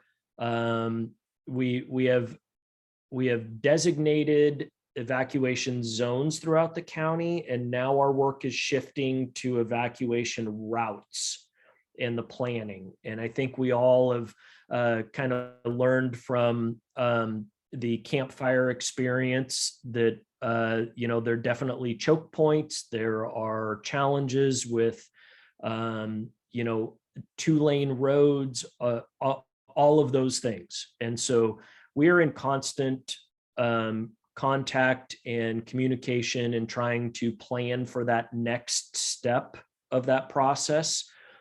I will say that, in full disclosure, that was not a part of conversations that we had with any of the consultants prior to the planning, the 3 options being proposed. But I will say our conversations and our dialogue with especially with the county, maybe not so much with the consultants, but with the county planning department, has been really open and really good, really productive. Thank you. Ray, did you have a follow-up? Yeah, I just the follow-up is what is the state of the facility out there? Is it serviceable? Is it in need of a lot of work? Since you do have an involvement out there, have you been there? I have, and you know what? It varies. In a word, there's a lot of. I know the planning department has looked very in a very detailed fashion to try to repurpose or rehabilitate and reuse as many of the facilities as possible. But it is a really steep uphill battle.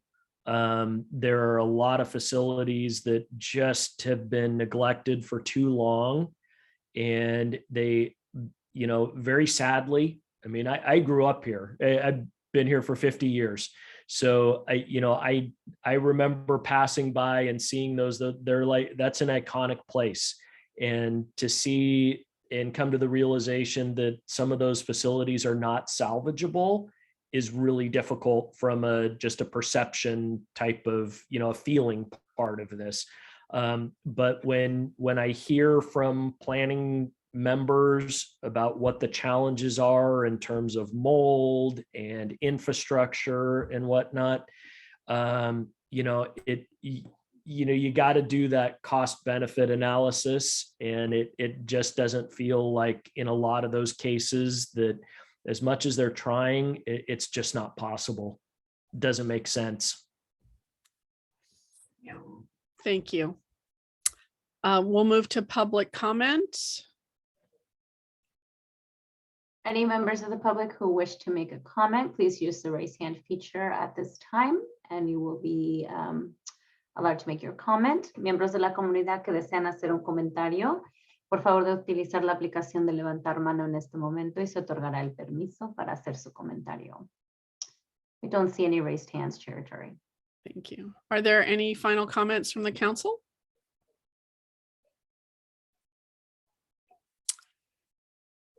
Was that Avram? Yeah. Yeah, thank you. Yeah, Chief Akre, I appreciate you working. I mean, you know better than anybody else about evacuation and what occurred in the last couple of fires. So I would think your input would be extremely valuable.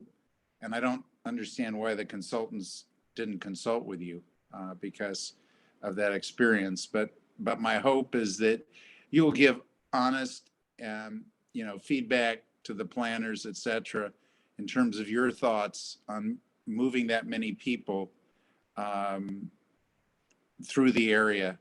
And God forbid we have another fire. But I would hate to see a conflagration that is disastrous. So appreciate your work and continue it. And I'm glad to see that you're part of those discussions. Thank you. Iris? Yes, Chief Akre, I appreciate your forthright opinion, your expert opinion on the condition of the buildings out there. And I have to say it was the most concise and frank of anything I heard in sitting through all those meetings. So thank you. Thank you for that. It's very helpful. You're welcome. Yeah. Yeah, and I want to say thank you to you as well. And we made it through this year without a lot of events. So I hope that the department got a little bit of downtime. I'm sure you had other things to tend to, but you weren't stretched to your max. So I'm grateful for that and grateful for your leadership in this valley. So thank you very much. And we look forward to having you come back in a few months to update us on how we can prepare for the next season. Absolutely. Thank you so much. Good night, everyone. Thank you for having me. Thank you. Bye-bye. Bye. Okay. So now we have Homeless Action Sonoma. We have Annie and Sean here. Annie's the president and Sean is the project manager, and we're going to hear about the work that they've been up to. Hi, I'm Annie Ferlandez. I'm the president of Homeless Action Sonoma. About 2 years ago, I came up with a plan on how I thought we could end homelessness in the Sonoma City area, and went ahead and got a board of directors and became a 501(c)(3) and started looking for property to build a transitional facility to end homelessness. And I looked and looked and looked, and we finally found property in the Springs. And it's a vacant lot presently, which is right to the left of Baker and Cook restaurant. And we closed escrow on it a week ago, and we're going to start building immediately. Our plans are to do a winter shelter for this winter using small homes, Quick Haven homes. And then in the spring, we're going to start building a permanent transitional facility, which is modeled after Homeward Bound, which is a very successful facility in Marin, where they take people off the streets. It's a housing first mentality, and they give them a chance to deal with their PTSD, which all homeless people have from never getting a good night's sleep. And after they've calmed down, had 3 good meals a day for a while, then you get to talk and say, what do you want to do? We're going to start it with it will have a teaching kitchen and all the wraparound services in the transitional facility. But just because it's late at night and I know that you're tired, if you could put up the first photo, and this is of the winter shelter, and I'll let Sean tell you about it.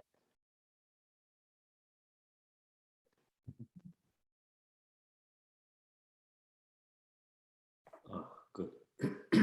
Mm. Hi, good evening all.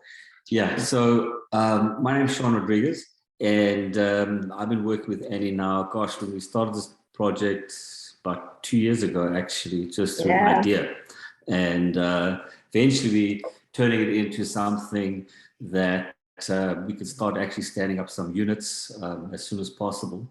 So what we're doing as the first phase, as Annie mentioned, is to immediately address the problem through emergency shelter. So providing, we're purchasing a bunch of these little, what they call quick havens, which are essentially 9x9 little rooms or little units. And they come fully equipped with electricity, lighting, everything like that. And then what we're doing with them is we'll be installing 18 of them. Each one will house one person. And then in order to immediately provide sewer and water, we're providing a restroom trailer again, just in terms of temporary facility. And then in addition to that, a dining tent, which you're seeing there right at the front for dining. There won't be any on-site cooking or anything like that at this point. Potentially a couple of restaurants will donate food, etc. And then we will have security on the property, and as well as a fence and a sliding gate to allow people in and out. And to the rear of the property, we are providing a little solar farm in order to provide some renewable energy infrastructure, solar and batteries for the units themselves, to augment a temporary connection through PG&E. In addition to that, we've looked at, what can we do from a landscaping point of view? And what we're doing is providing fruit trees. So one fruit tree per every dwelling or every unit, as well as a little, let's say, vegetable garden at the end and a dog park. Because some of our clients will have bring, their pets and their animals, specifically their dogs, their companion pets, so we'll bring those along. And the idea behind the Quick Haven, or let's call it the emergency shelter, is that we are a low barrier navigation center. So these facilities will have full wraparound services. Homeless Action is going to be located adjacent in the, let's call it the Bake and Cook building, will be located adjacent to that to have a caseworker and to provide certain facilities and services so that we can get up and running very quickly. Whilst we're moving through the process to get the permitting for the final permanent structure. And that process is moving along simultaneously with the process to get all the permits, etc., for the transitional shelter. Do you want to move on to the next building? Yes. Okay. Yeah. So we can have a look at maybe a rendering of the, let's call it the permanent facility. Okay, so this is what we envisage as our permanent facility. Again, architecturally, or let's call it stylistically, what we've looked to capture is really a lot of what you see obviously in Sonoma County, which is essentially barns, a series of barns, very simple roofs, looking at what we call paintless finishes, so a little bit of stone on the walls. We would use a hardy board color impregnated siding with essentially a board and bat siding to mimic what we see around town. And again, just to work within the concept of the scope and scale of the Highway 12 to the Springs area. So we thought, especially what you're seeing at the sort of between the edge of the building and the street, we envisage where we have what we call our social enterprise, which is essentially a restaurant with a working kitchen. We'll have some spill out and some kind of area where you'd be able to have people either under umbrellas or some sort of spill out, some sort of engagement with the sidewalk and the street, and then moving back into where we've got our main, let's call it the main entrance into the building. We've chosen to integrate quite a lot of glass into the project, specifically to give it that more light and air feel. We've looked at integrating, obviously, renewable energy infrastructure as quite an important aspect to the building because we're doing a net zero energy building. And then, we move towards the rear of the building where we have apartments, and those apartments are single, essentially one-bedroom apartments served by an elevator, and we'll have one bedroom, bathrooms, kitchen, and little living rooms, little living area for each dwelling unit. So it's really the concept, again, as Annie was mentioning, is what we call the housing first model. So really is to bring what we call our clients off the street, bring them into the facility, allow them to have a place to immediately stay in the form of small SRO units. We'll have 8 of those. And there we'll have other wraparound services that will be provided to help, again, calm people down, get them a little bit more acclimated with what's going on in there.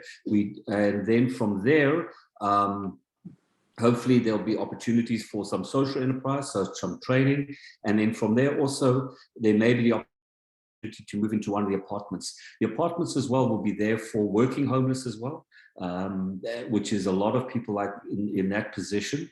And again, it's a transitional facility. So it's, once people feel they can get themselves back on their feet and the wraparound services are working to achieve that, then there's the next move to get more permanent housing for them. So that's really the concept behind what we do.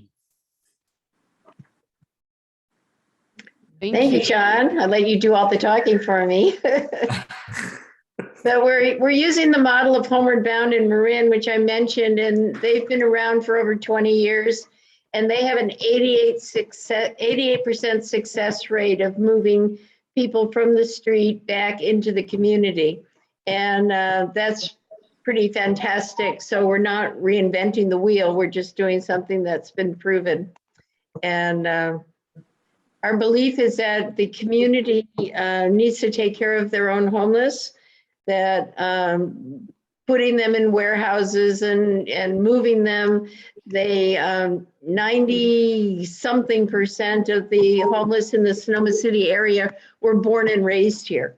They're not people from Kansas or, they're born and raised, there are people, and that's how we feel. And we're so fortunate to find this property. And then I've been doing a lot of community outreach, and I want to say I've been so pleasantly surprised. The Springs has welcomed us and been very, very wanting to join, forces and work together. And I put it on next door that we wanted to paint them the winter shelters in the mood of the Springs. And I got, my phone rang off the hook with people going, oh, that's so wonderful. That's so wonderful, to make them all different colors and designs. And so, we're going to do projects like that to try to be really good neighbors. So any questions from? And anyone have questions for Annie and Sean? Okay, everyone does. Okay, so I'm going to start at the top of my screen and work my way around. Ray, and then Avram, I think Hannah, and then Iris. Yeah, I heard 8 SRO units, and I didn't hear how many apartments that we had. And I guess if are you gonna collect them, Maite? Yep.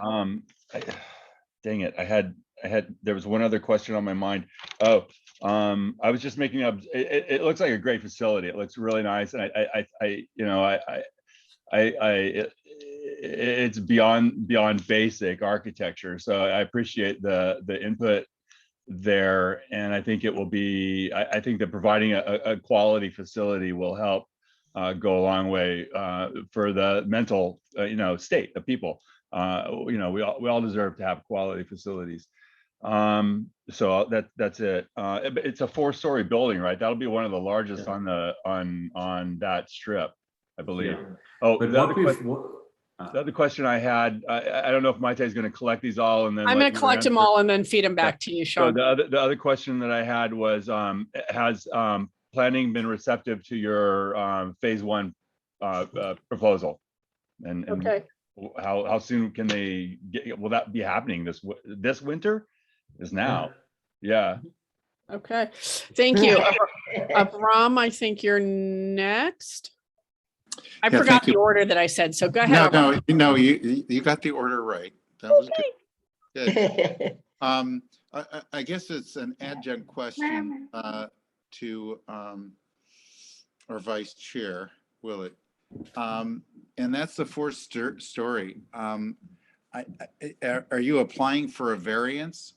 Because right now I don't think that's permitted to be 4 stories. I know we were talking about that on the spring specific plan, And there's quite a lot of resistance to that. But so I'm interested in that feature. And lastly, how many people will be housed there? And will these people be homeless from our valley, or will the intake be throughout Sonoma County?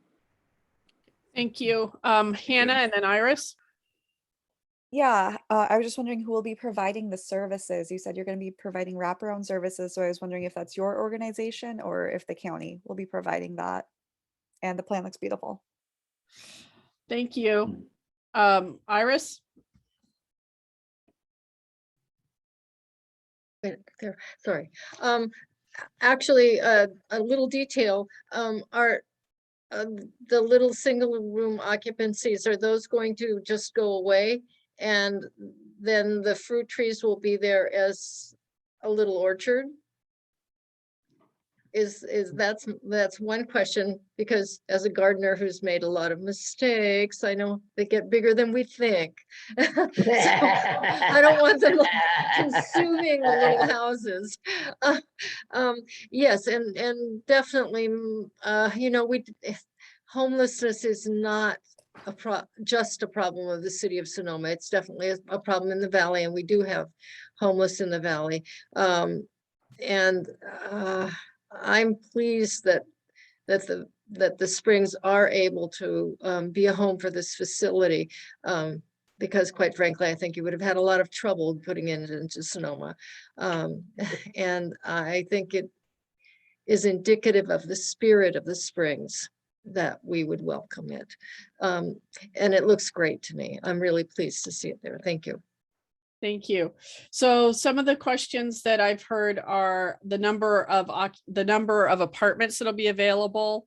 Also, that 4-story, is there? Did you apply for a variance there? I think everyone was concerned about that not being able to happen. How soon will this be happening? And how many homeless are the unsheltered folks strictly from the valley, or are they be coming from the county-wide? And the wraparound services, who will be providing those? And then will the single occupancy homes be going away? And I can repeat those at any point. Okay, I'll start and I'll leave the more technical things to you, Sean. Okay. But we have one of the things about being in the Springs is we're dealing with the county and not the city. And the county has been amazing. I mean, they have been amazing helping us from, you know, getting grants to getting through permitting and getting, you know, the advice, and, you know, in particular, Dave Kiff has been, you know, available any time, day or night, to answer questions. I mean, I can't believe the support. Susan Gorin has been wonderful. There seems to be a feeling that maybe a good answer to homelessness is that if each community takes care of their own, it would be a better solution. And there seems to be a push for this. And if we can be very successful, maybe we can franchise this all over the place. But as far as services go, right now we're, you know, we bit off a big piece. And so we're in meetings right now with SAVES, which is another organization which works with homelessness. They have the living room, and they are doing safe parking sites. And the woman who is involved with SAVES right now, she's the one who started Homeward Bound in the first place. So anyway, we're in conversation with them to have them do the wraparound services, because we want to be open for Christmas. We're talking what, 3 weeks? We're hoping to have the small houses up by Christmas. And so there's no way we're going to have all the wraparound services and the people hired we need by then. So SAVES is coming in, and they're basically going to save us. And where are they? Oh, the people. The policy is, you know, if anybody needs if anybody's homeless, they're going to be welcome, of course. And it's low barrier, which means that there's no questions asked when you first come in. The only rules are things like no drugs and alcohol on campus and no disruptive behavior. And until you get your brain settled down a little bit. And statistically, it's not correct that people will come from, New York City if we have a good facility in Sonoma. It's homeless people are really, they want to stay home. Like if you ask a homeless person in Sonoma, where do they live? They go, I live in Sonoma, that's my home. And they're working so hard trying to find enough food to eat and a place to sleep. They don't have the energy or the mindset or the wherewithal to travel, to go someplace else. I was shocked when I found out who the people are. They're, most of them were born and raised here. They're kind of a product of the technology squeeze. They came from families of mostly tradespeople. And when technology became big and started where if you had a machine shop, you had to computerize it to survive. If you didn't computerize it, you didn't survive. And so you had these people who lost their shops and lost their livelihood and raised their children with kind of a bad attitude. And these are the people who are on the streets. I think you'd be really, I was amazed at who they really are. I've been working with them for 4 years. Let me see, where am I? Oh, the fruit trees. Where the little homes are, all that's going away and that becomes the parking lot.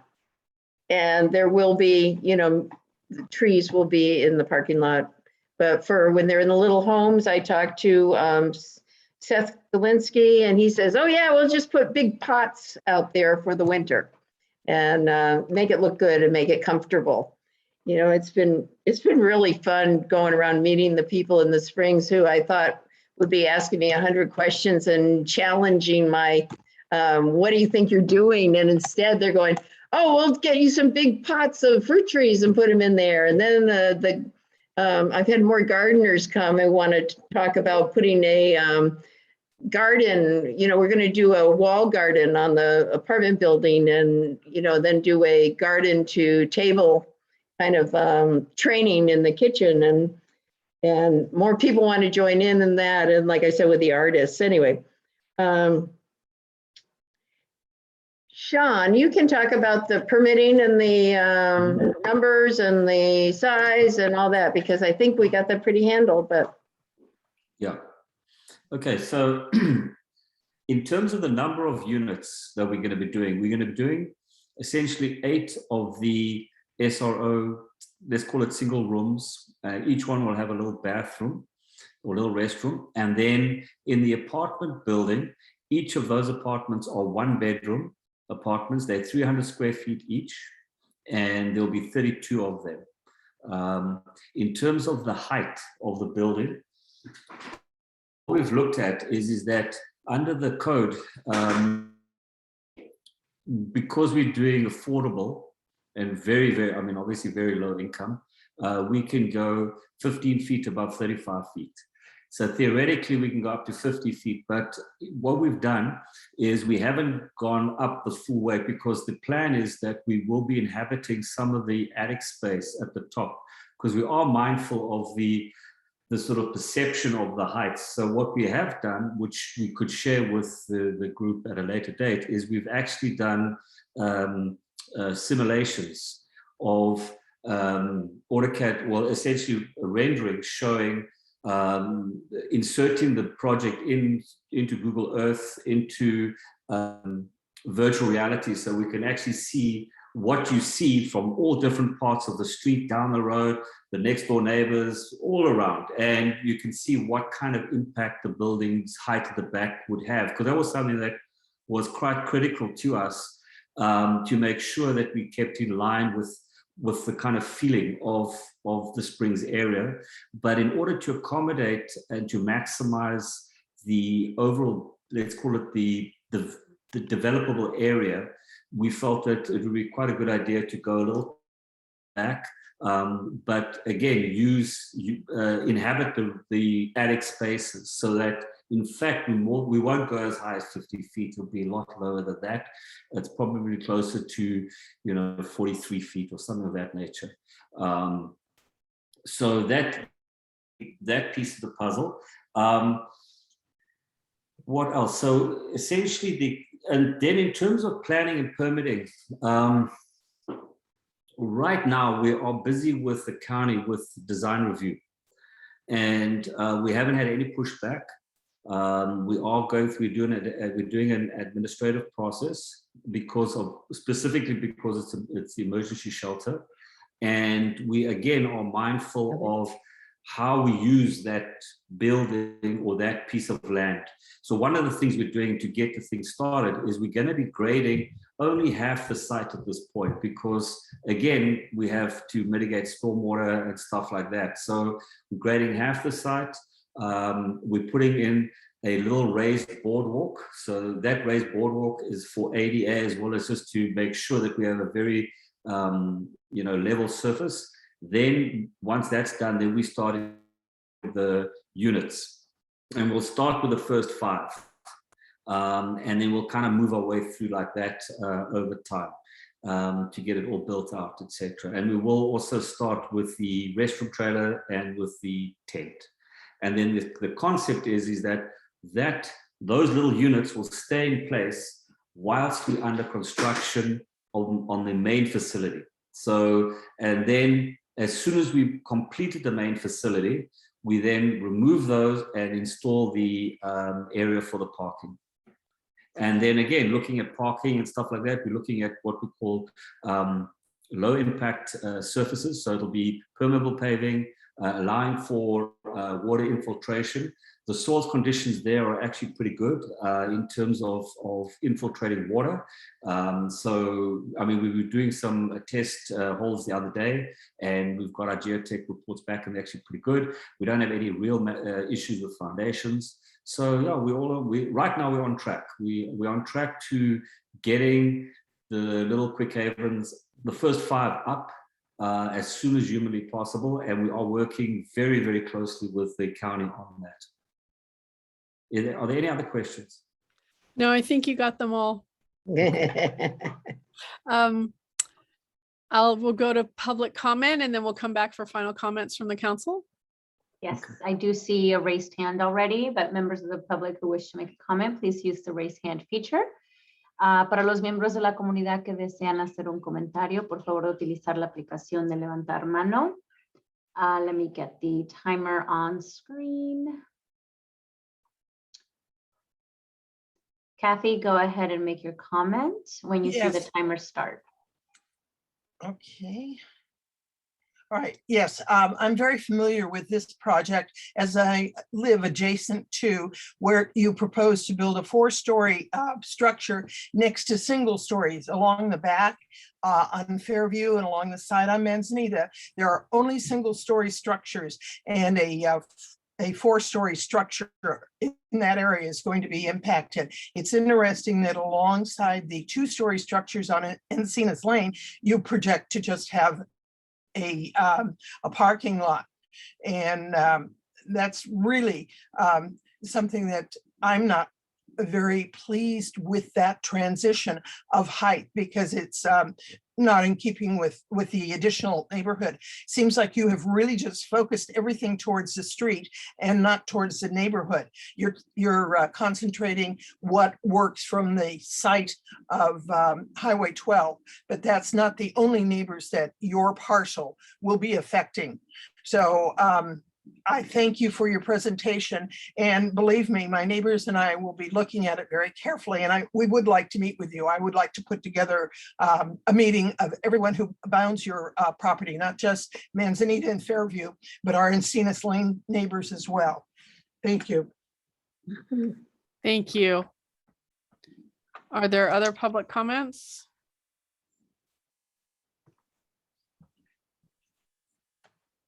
Wow. One. Okay. I don't see any further raised hands. All right. Are there other comments from the council? Ray. I think Ms. Shepherd probably stated my observation. I just pulled up an aerial of it, and I'm looking at, I think, from the perspective and the rendering, it looks really good. It steps back from the street, kind of giving us an offset there.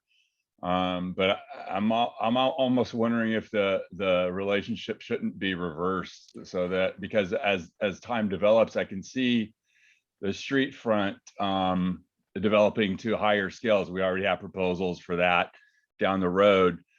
So it might be more, I know it would probably take quite a bit of work to redo that. My background is architecture, so I get that, but that does kind of concern me with it. And long term, I think it would, reversing that relationship, although it may seem counterintuitive to you now looking at the streetscape, I think the future of this streetscape along Highway 12 will develop up higher to that level versus the backs in these neighborhoods. Thank you, Ray. Mm-hmm. Are there other comments from the council? All right. Well, Sean and Annie, thank you so much for coming and presenting to us. I saw you all cleaning it up the other day, and I was excited to see what was going to happen there, and really glad to get, and so things can happen in the Springs in, a reasonable amount of time. So here's the proof. So thank you for that. And I know that the unsheltered folks in this community will be very appreciative. So all the best. So December 11th, come by and meet us in person. We'll be putting up the Christmas tree around 2 o'clock. All right, thank you. Sure.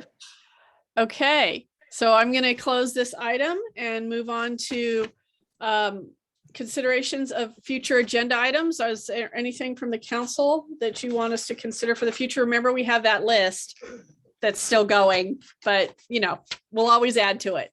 Ram. I'm leaving. Yeah, there were a number of. That was a long day. Okay, Annie's long, so.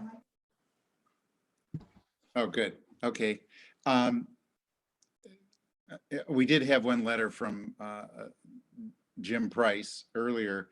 I think as a council, we had our joint meeting, and that was great, but we really didn't have a discussion of the SDC, which is coming up quickly and rapidly. And I think the community should have an opportunity to weigh in also. So I would do that. I'd also recommend that out of that meeting that we as a council make some statement. Thank you, Avram. Thank you. Yeah, I would echo that about the SDC. I think that, it does merit. It merits some more conversation. I agree. Iris, did you have your hand up? Yes, I did. Thank you. It looks to me as though we've been told that the Sonoma Plaza, or the plaza for the Springs, is off the table for us. How are we told that? Well, when Supervisor Gorin said that Ken Mattson had said that he could develop the plaza for us as long as he could put in an underground parking garage. And my impression was that was kind of like, okay, this is going to get taken care of. At least, yeah, we were supposed to believe that. And that was quite disturbing to me. And it may be that I misinterpreted what happened, but I would, and we don't have any plaza committee anymore, any ad hoc. So I guess I'd like clarification. If I misunderstood it, then okay. But it would. Further discussion on the plaza. Further discussion on the plaza. Thank you. Okay, got it. Anyone else?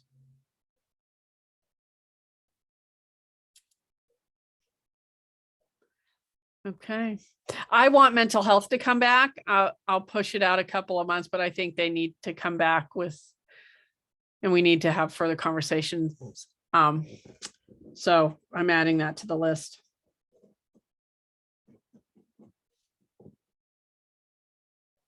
Okay. All right.